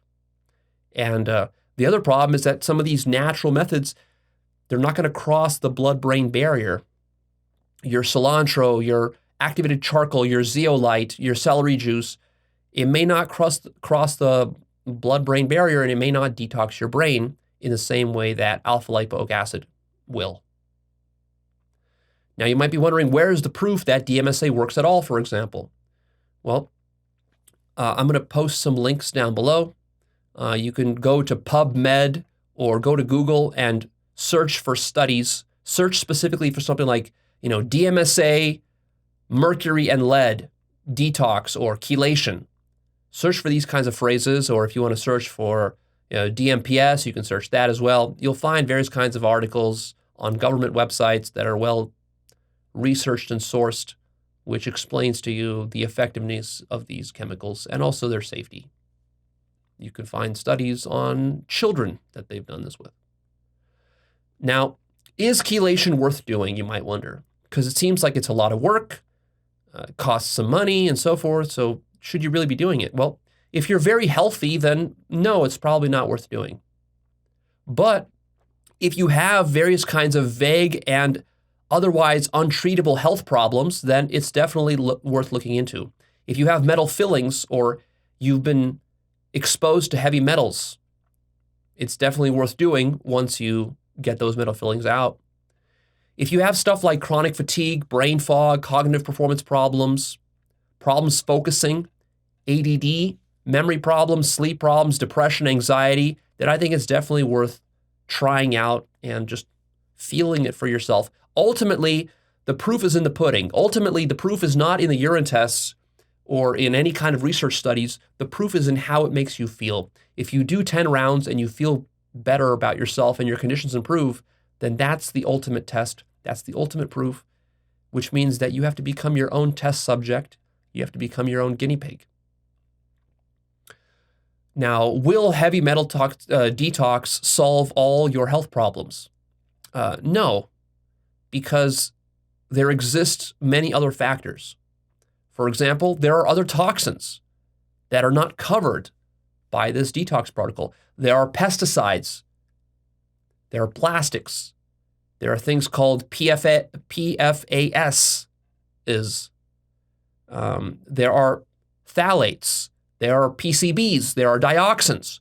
All of these are present in your food and the things you consume in your water and in your makeup and other things, in your soap, in your shampoo, in your contact lens solution, in your shaving cream. So there are a lot of toxins in the environment, a lot of toxins in our food that go way beyond just heavy metals. And this protocol I'm talking about here is not going to rid you of all those toxins. Some of those toxins might not have any way to be detoxed. On the other hand, maybe there are ways, we just haven't found them yet, or I don't know about them yet. I'm always interested in finding new protocols. So this is just one factor. Another factor, of course, is that your health problems might stem from things like just poor diet, or the fact that you're eating foods that you have sensitivities and allergies to that you're not even aware of yet. So you're eating the wrong foods, you got to change your diet. That alone can improve many of your health problems. Maybe a lack of exercise is the cause of some of your health problems. Genetics is a very huge component to your health problems. Now, the thing is that it's not that genetics necessarily cause most health problems. It's that genetics make you susceptible, and then that opens the door for food sensitivities and other toxins in your environment coming in there and combining with your sensitive genetics to create these various kinds of autoimmune disorders and other kinds of conditions, right? So it can be very disempowering to think like, oh, well, I have a thyroid problem because of my genetics. It's all of my bad genetics. Or I have sleep problems because of my genetics. Or I have autism or ADD because of my genetics. That's not usually the case. You should assume that your genetics are actually pretty good. The problem, though, is that your genetics can make you susceptible and sensitive to various kinds of triggers in your environment. These triggers can be food, genetically modified plants, various kinds of pesticides, plastics, toxins, phthalates, dioxins, heavy metals, pollution. God knows what else is out there. And then it's that combination that causes a lot of these sort of subtle, vague, difficult to diagnose health problems. Of course, also your health problems could be caused by lifestyle problems. It's the way you're living your life. Maybe you're a workaholic. Maybe you're overstressed. Maybe you're stuck in a depressing job for a decade. And this can all create health problems. And maybe there's even a spiritual component to your health problems. Maybe it's the way you're using your mind. Maybe it's the kind of weird thought patterns that you have, and you got to retrain some of that. Maybe you're constantly overthinking, or you're anxious and you're scared, or you have depressive thoughts. So maybe so you see, it's very complicated because there's multiple layers here. There's like the raw physical chemical layer. You got to get that right, which is why we're talking about heavy metals. Once you get that right, then there's the next layer of like your diet. You got to get that right. Which kind of foods are right for you? Some people can have sensitivities to very common types of foods like gluten or wheat or certain kinds of vegetables, certain kinds of meat, eggs, shellfish, dairy, nuts, whatever. Just because you don't have an acute allergy where you take you eat some eggs or you eat some dairy and you have a full-blown, reaction to it, that doesn't mean your body isn't having sort of a more subtle autoimmune response to these foods that you're generally not aware of, but that are causing long-term problems, especially if you consume these foods chronically all the time, every day, like a lot of people do. So there's the diet level, Once you get that sorted out, then there's like the lifestyle level. You got to get your lifestyle sorted out. And then there's maybe the highest level, which is sort of like the spiritual level. You got to get that sorted out. So a problem with your health can exist on multiple levels. And part of the challenge here is diagnosing which level it exists at. And one of the mistakes is trying to attribute a problem to the wrong layer. Like you might think that, oh, I'm depressed because I have a spiritual problem. But is that really true? Or maybe you're depressed because you have a chemical problem because the water you're drinking is filled with lead because there's lead pipes where you live. You see? And so you might be trying to solve that problem by like meditating a lot, but no amount of meditation is going to fix that for you because the problem exists at a lower, deeper level than you thought it did. On the other hand, I mean, it can work in the reverse way too. You might think that the problem is heavy metal toxicity and it's chemical, but really it's not chemical. Maybe the problem is just that you're sensitive to certain kinds of foods that you shouldn't be eating, that you should eliminate from your diet, but you just keep eating them because your culture tells you it's okay, and because, you know, they serve you pizza at work, so you just eat pizza all the time. And but maybe you're sensitive to gluten in the pizza, or to the cheese, dairy, or whatever else. So all this takes a lot of experimentation to figure it out for you, and it's different for different people, so you can't just read a book, and I can't just tell you what the solution is because every solution is going to be custom tailored to each person. And so this takes many hours of research and experimentation to figure this out. Now, let me give you some preventative measures. If you're going to be detoxing yourself and taking heavy metals seriously, you got to take some preventative measures to prevent yourself from getting retoxified once you finish detoxing. And really, once you finish detoxing, remember, there's always trace amounts of mercury and lead and so forth in all the food you eat and all the water you drink, even if it's healthy and, you know, as clean as possible. There's still going to be trace amounts. And over 10, 20 years, it's going to add up again. So you want to be doing these rounds of detox, you know, every couple of years you want to be detoxing a little bit to keep yourself clean, because it all adds up. You're breathing in pollution from the street outside, from the cars that, you know, from the gas station when you're pumping fuel. You know, those gas fumes are entering into your lungs. And who knows what's in those gas fumes? Or the exhaust from the giant 18-wheelers that are, you know, driving around on the streets.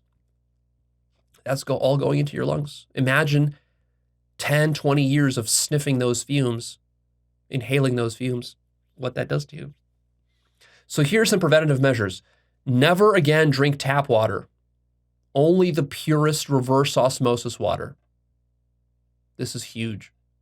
If you're drinking your city's tap water, trusting that it's free of the mercury, lead, and arsenic and so forth, you're a fucking fool. Stop eating seafood and organ meat.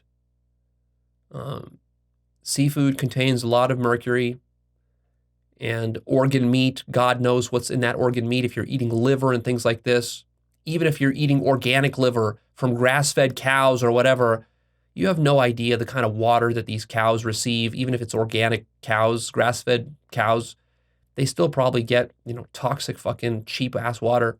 They're not drinking pure spring water. They're drinking some sort of industrial sludge that, you know, saves pennies on the gallon for the companies, for the farmers. And, you know, they don't care about your health. So, and then you're eating that organ meat, you're eating that liver. That liver collects and stores all the toxins in the cow's body, you know, and so forth with other organ meats. Be very careful with supplements, spices, protein powders, teas, and really any kind of powders, especially protein powders. I've read some very scary research where they actually took some of the most popular brands of protein powders, not just whey powders, but also vegan powders, vegetable powders, all organic. And what they found is that the organic powders have even more heavy metals than the inorganic ones. So just because it says all natural, vegan, organic does not mean it doesn't have heavy metals in it. Don't be a fool. This is just marketing talk. There's also been a recent research on spices.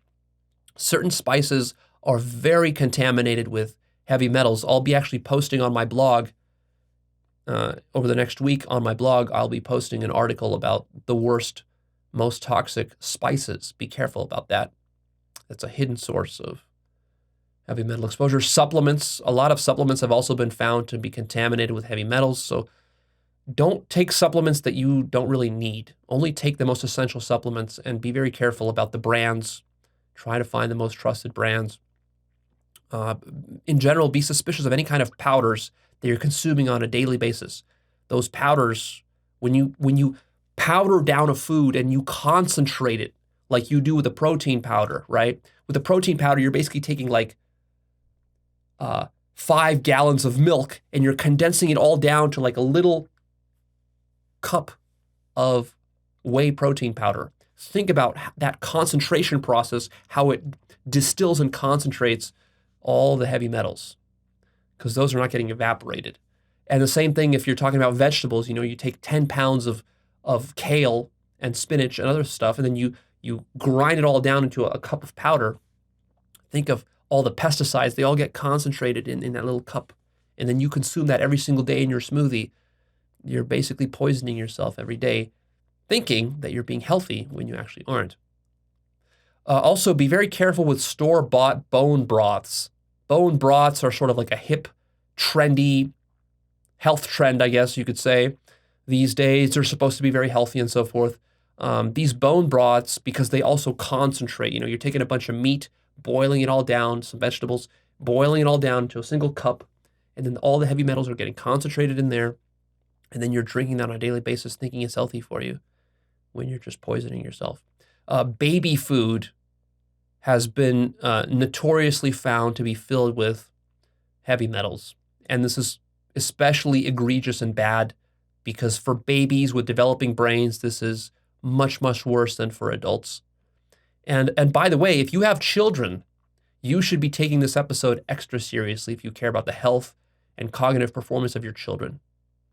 A lot of children, I think, develop ADD, autism, and other sorts of, learning disabilities and disorders because a lot of the food, the baby food and other sort of packaged food that is given to kids, this is the most atrocious, low quality, literally poisonous food that you could imagine. So be very careful about this. And even with your pets, if you have a dog or a cat that you love and you're feeding it the cheapest kinds of cat and dog food, which is definitely contaminated with the worst kinds of heavy metals, it's going to add up and kill your fucking cat or your dog, especially because they're so small compared to humans that affects them even more than it does humans. So be extra careful there. If you want to know what the worst spices are, the most contaminated spices that it's been recently found is oregano and thyme. Stop using those. They are filled with heavy metals, even the organic versions of those spices. Remember that organic and all natural does not mean it's free of heavy metals. It also does not mean that it's free of pesticides. Organic food is filled with organic pesticides, and organic pesticide is not good for you in many cases. People overlook this because they get just brainwashed with this sort of marketing and branding. A lot of so-called organic and natural products, a lot of the vegan products, a lot of the products that look like they're, very healthy products that you buy at the health food store, when you do testing on it, it's found that that product contains even more heavy metals than just your normal supermarket product. So there's no guarantee that just because you're eating something organic or very expensive or all natural or from a health food store, that it's not contaminated, it's not horrible for you. Be careful also with makeup.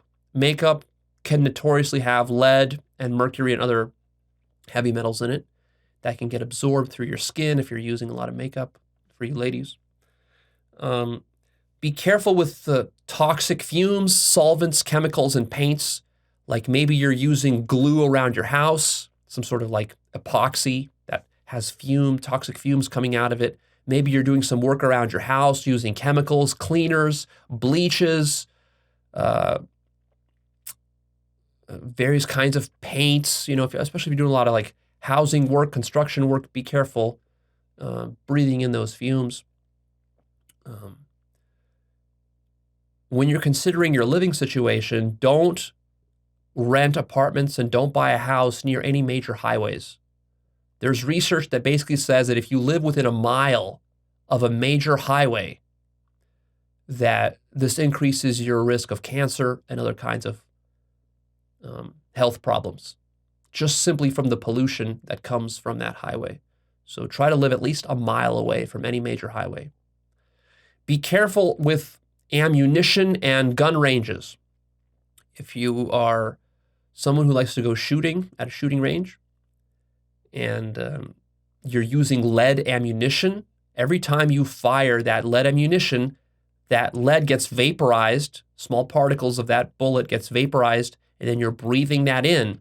And everybody around you standing there firing, they're also breathing it in and causing a giant smog, invisible smog cloud of vaporized lead. Pretty disgusting. So what do? Well, either stop going to the gun range, or at the very least, you can find gun ranges actually. There's a gun range in Vegas here, which is completely lead-free.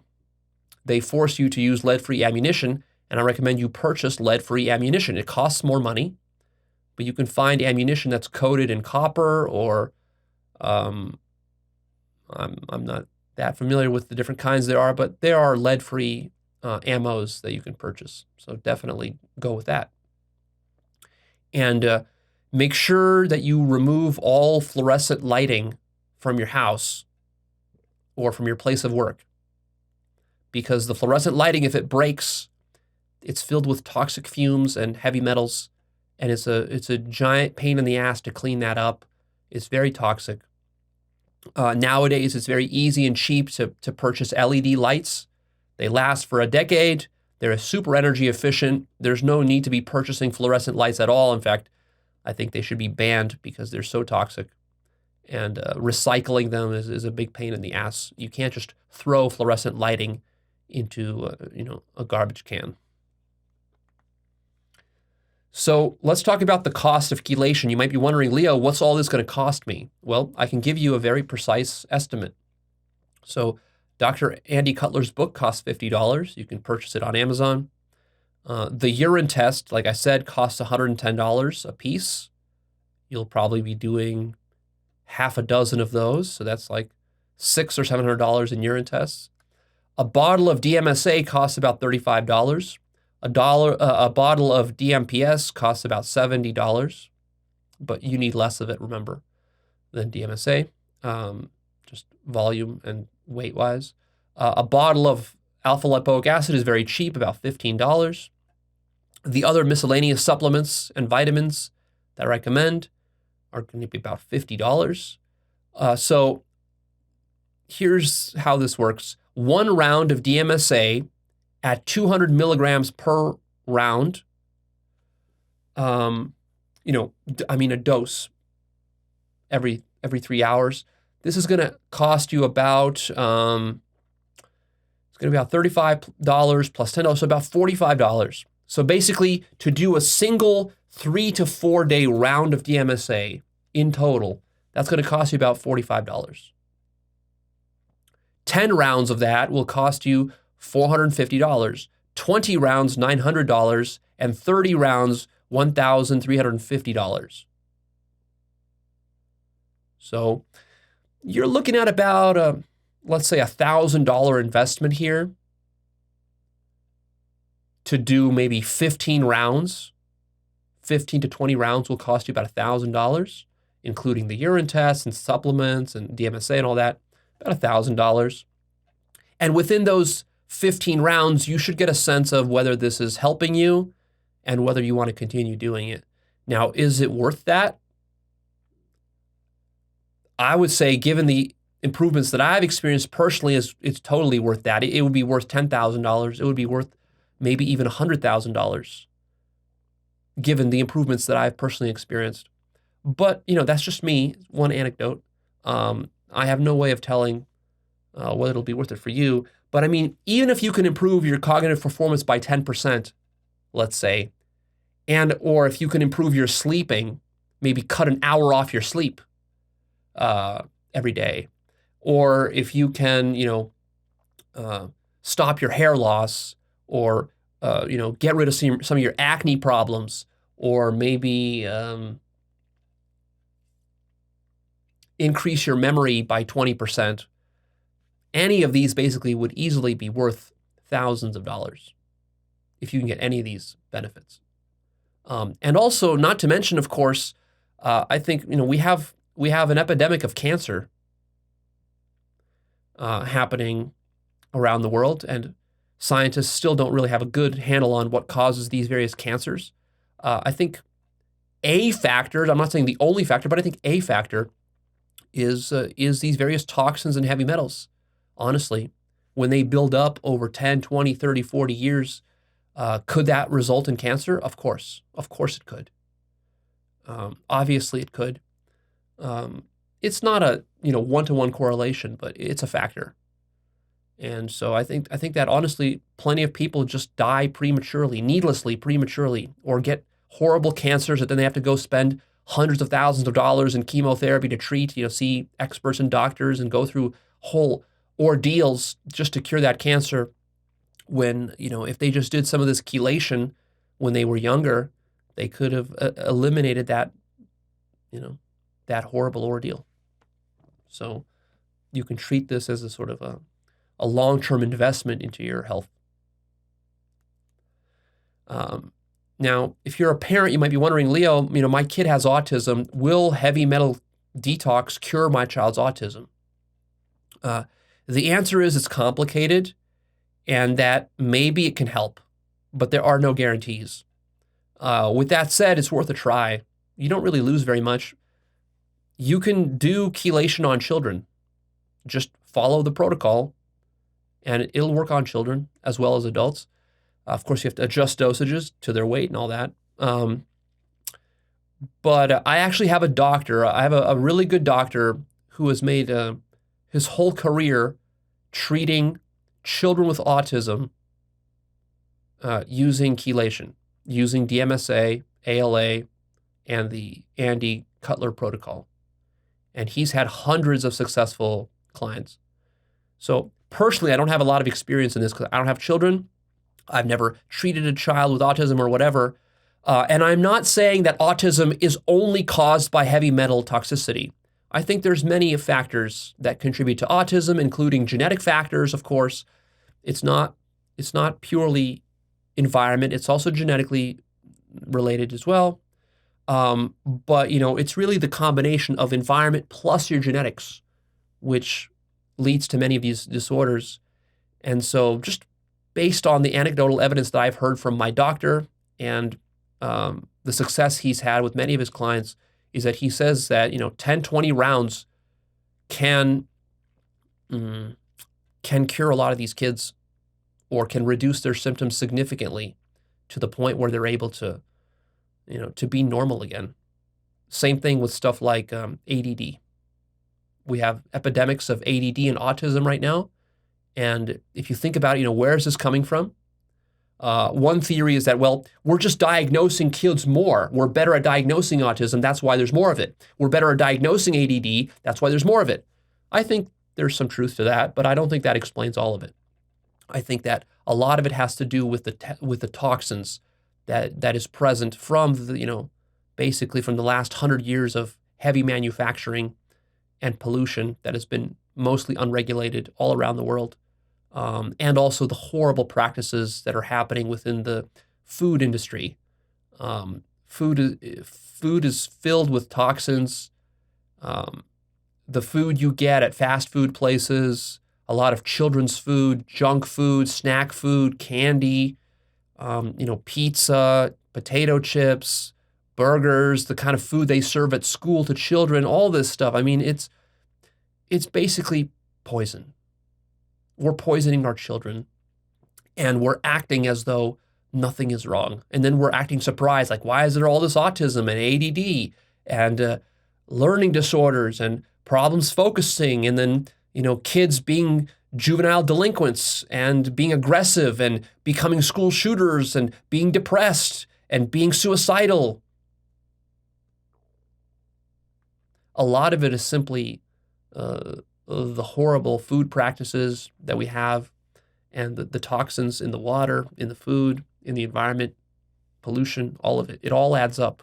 It's, small things, they add up, especially over 10, 20 years. It adds up. And it even begins in the womb. Most mothers are completely clueless about these things, and they consume horrible food filled with toxins, which of course starts to affect and ruin the development of the child's brain while the child is still inside the mother. And so many children start off life already at a disadvantage right from the very beginning, and they're never, ever going to overcome that, no matter how much they meditate or do self-help or some of these other things, or how many doctors they go to. On the other hand, your body is also very resilient. So don't feel like you're a victim and that if you had some sort of, a bad childhood or, bad food that you ate for a long time.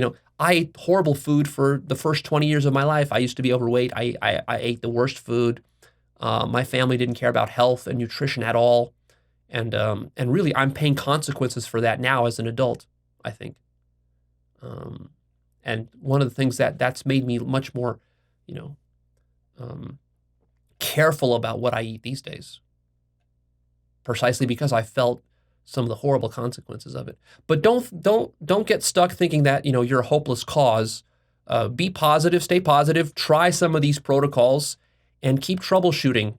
It is possible for your body to recover from the damage that's been done over the years.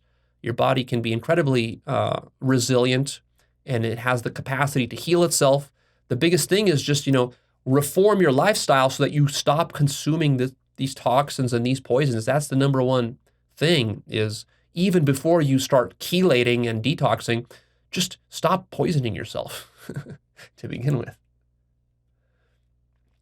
So just to reiterate, heavy metal detox is safe for children, but again, that responsibility is on you.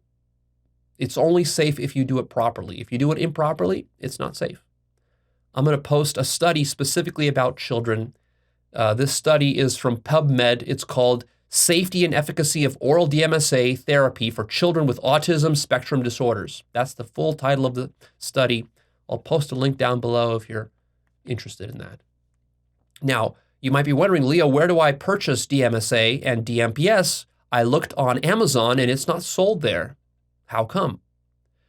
Well, because even though you don't technically need a prescription for Dmsa or DMPS, in the US, I believe the FDA has sort of cracked down on selling this supplement. And so you can still purchase it without a prescription, but you're going to have to purchase it from overseas. So I've purchased Dmsa and DMPS from Canada. I've purchased it from South Africa. You can order it from the UK and maybe from Europe. So you can find various kinds of websites that are available, or you can go to a doctor and get a prescription for it and get it at your local pharmacy. I'm not sure what the regulations are in Europe. I assume that it's probably more easily available in Europe than it is in America, actually.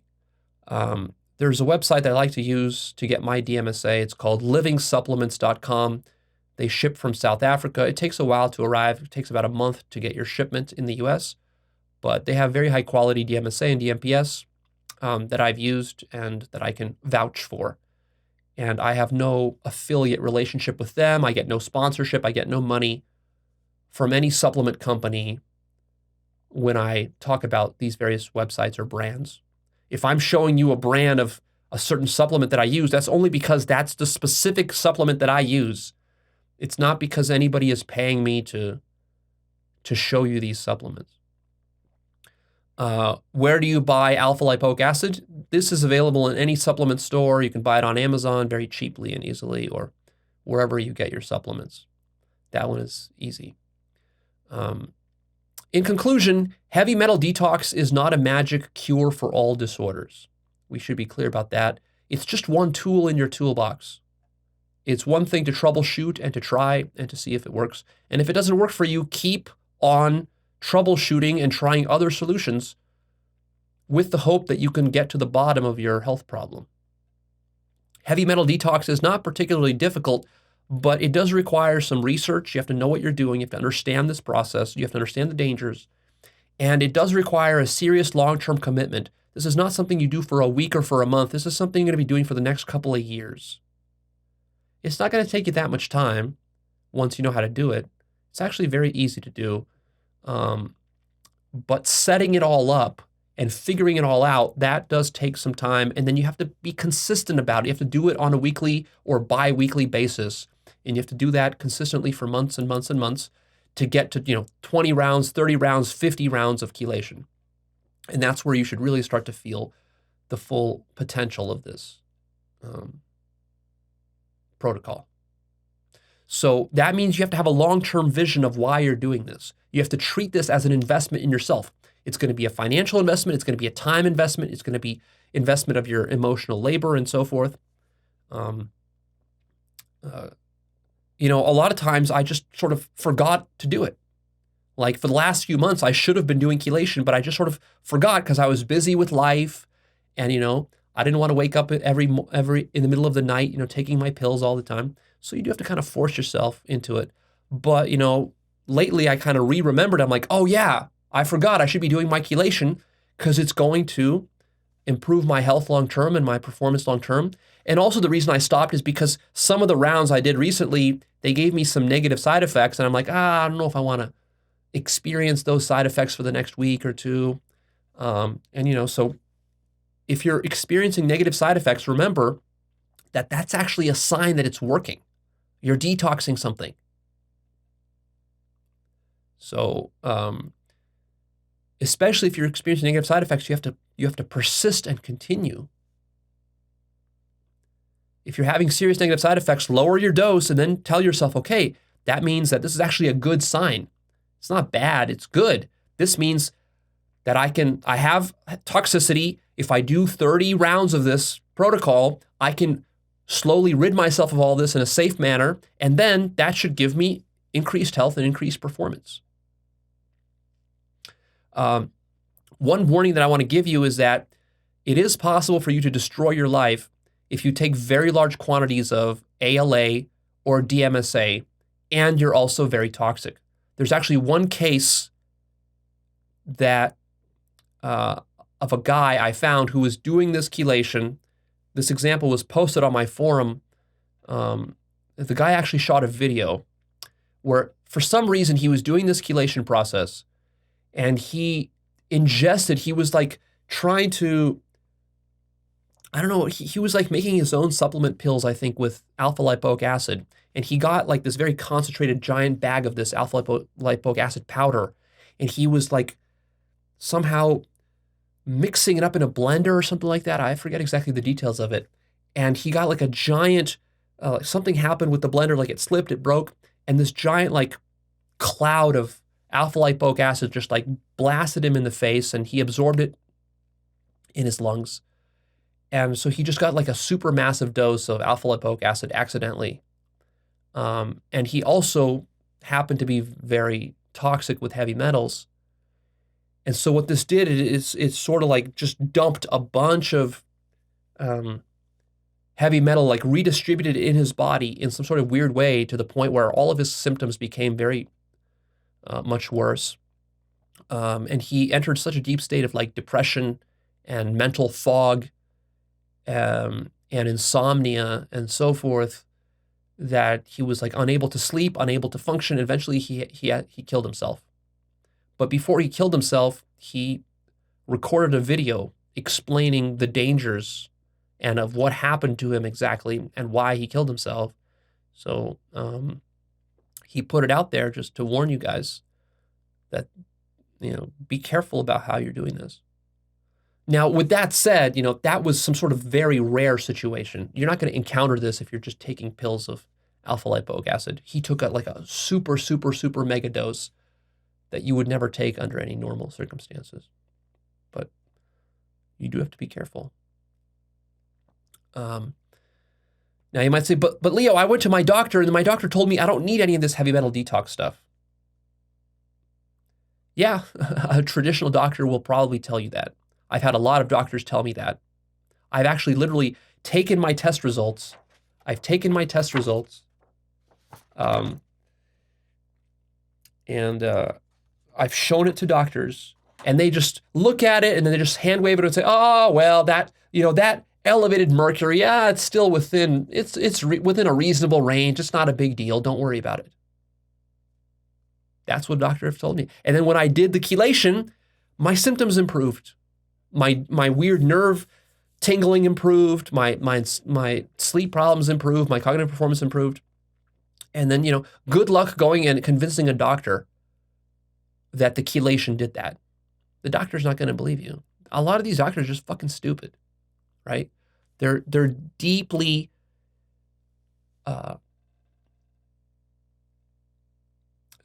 stuck in a sort of a conservative medical capitalism like echo chamber.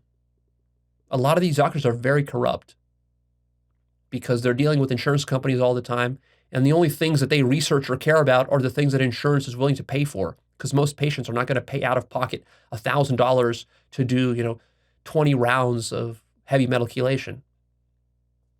So just keep that in mind. On the other hand, this is not medical advice either, right? So I'm not your doctor. Figure out for yourself what's right for you.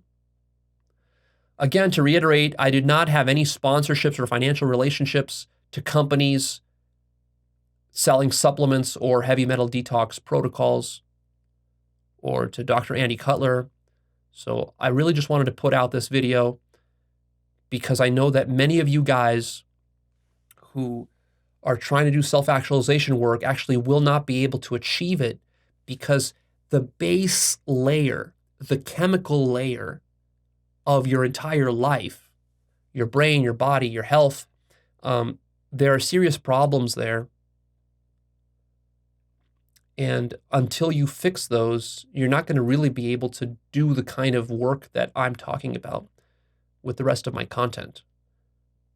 Actualizer content assumes that you have the foundation of your life, the chemistry of your brain sorted out.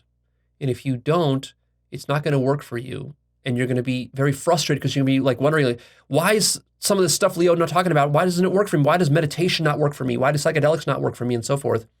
And that's because there are deeper problems that you got to fix at that very base layer, which usually I don't talk about because I talk about spirituality and psychology. I don't talk about chemistry and physics that much, unless I'm talking about maybe psychedelics.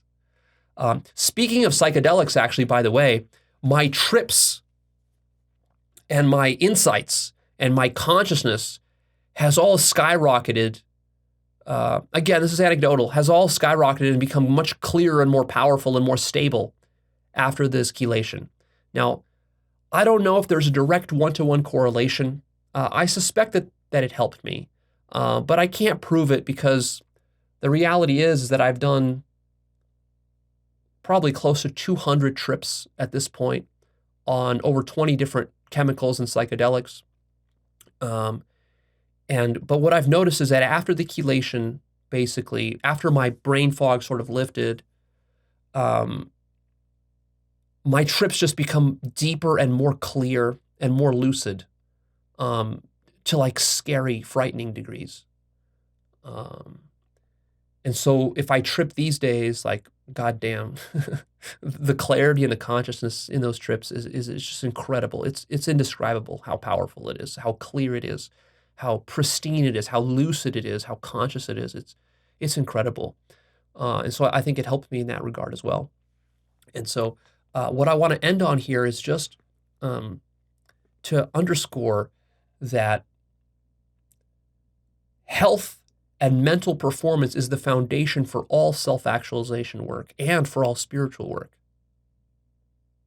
If you don't have this sorted out, you're not going to succeed with spirituality. And actually, and this is what a lot of gurus and sort of traditional spiritual teachers don't tell you, is that it's impossible to awaken without a clean brain. I think a lot of people are very toxic because of the kind of junk food that they've been eating for the last 20 years of their life and the kind of dirty water and pollution that they've been consuming, breathing in and drinking and so forth. that then they go to like some sort of Eckhart Tolle seminar, or they go to a Vipassana retreat, or maybe they even try to take a psychedelic, thinking that, oh, well, I should be able to get enlightened or awaken or realize God or some of these other, cool things that these spiritual teachers talk about or that I talk about. I should be able to experience infinite love and all this sorts of beautiful stuff, right? And then you sit there and you try and you try and you try and you try for months and for years, and it doesn't work. And one of the reasons it doesn't work, and you don't feel happy. You feel depressed, you feel miserable, you feel anxious. And then that only worsens the situation because you're trying so hard at this spiritual work, self-actualization work, but it's not working. You feel unmotivated, you feel lazy, you feel depressed, you feel anxious, your hair is falling out, and you're getting skin rashes and other things are happening to you. You're stuck in negative thinking, and you're wondering like, well, why isn't this spirituality stuff working? Well, maybe it's not working simply because you don't have the health and the chemical layer figured out. Your brain is not clean. Your brain is toxic. When your brain is toxic, you can't even sit and focus for 5 minutes.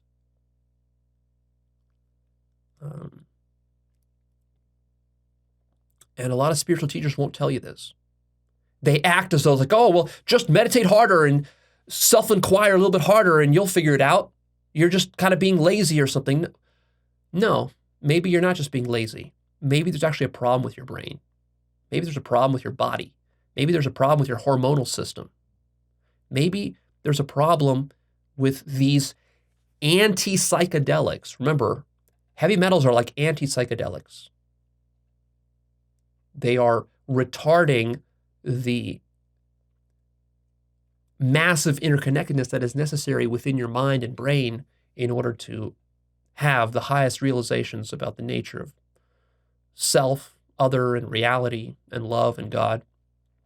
And so consider that as a very important factor. And finally, if you're interested in the studies that I've been talking about, go to YouTube, check the description box below, and you will find links to all of that. All right, good luck. Take 100% responsibility for whether you're going to apply this protocol. And I wish you the best of health. And then once you get your health sorted out, then come on back to me and we'll talk about how to figure out your self-actualization work and your inner work, your consciousness work, and ultimately get you to realize God and love and all that beautiful stuff.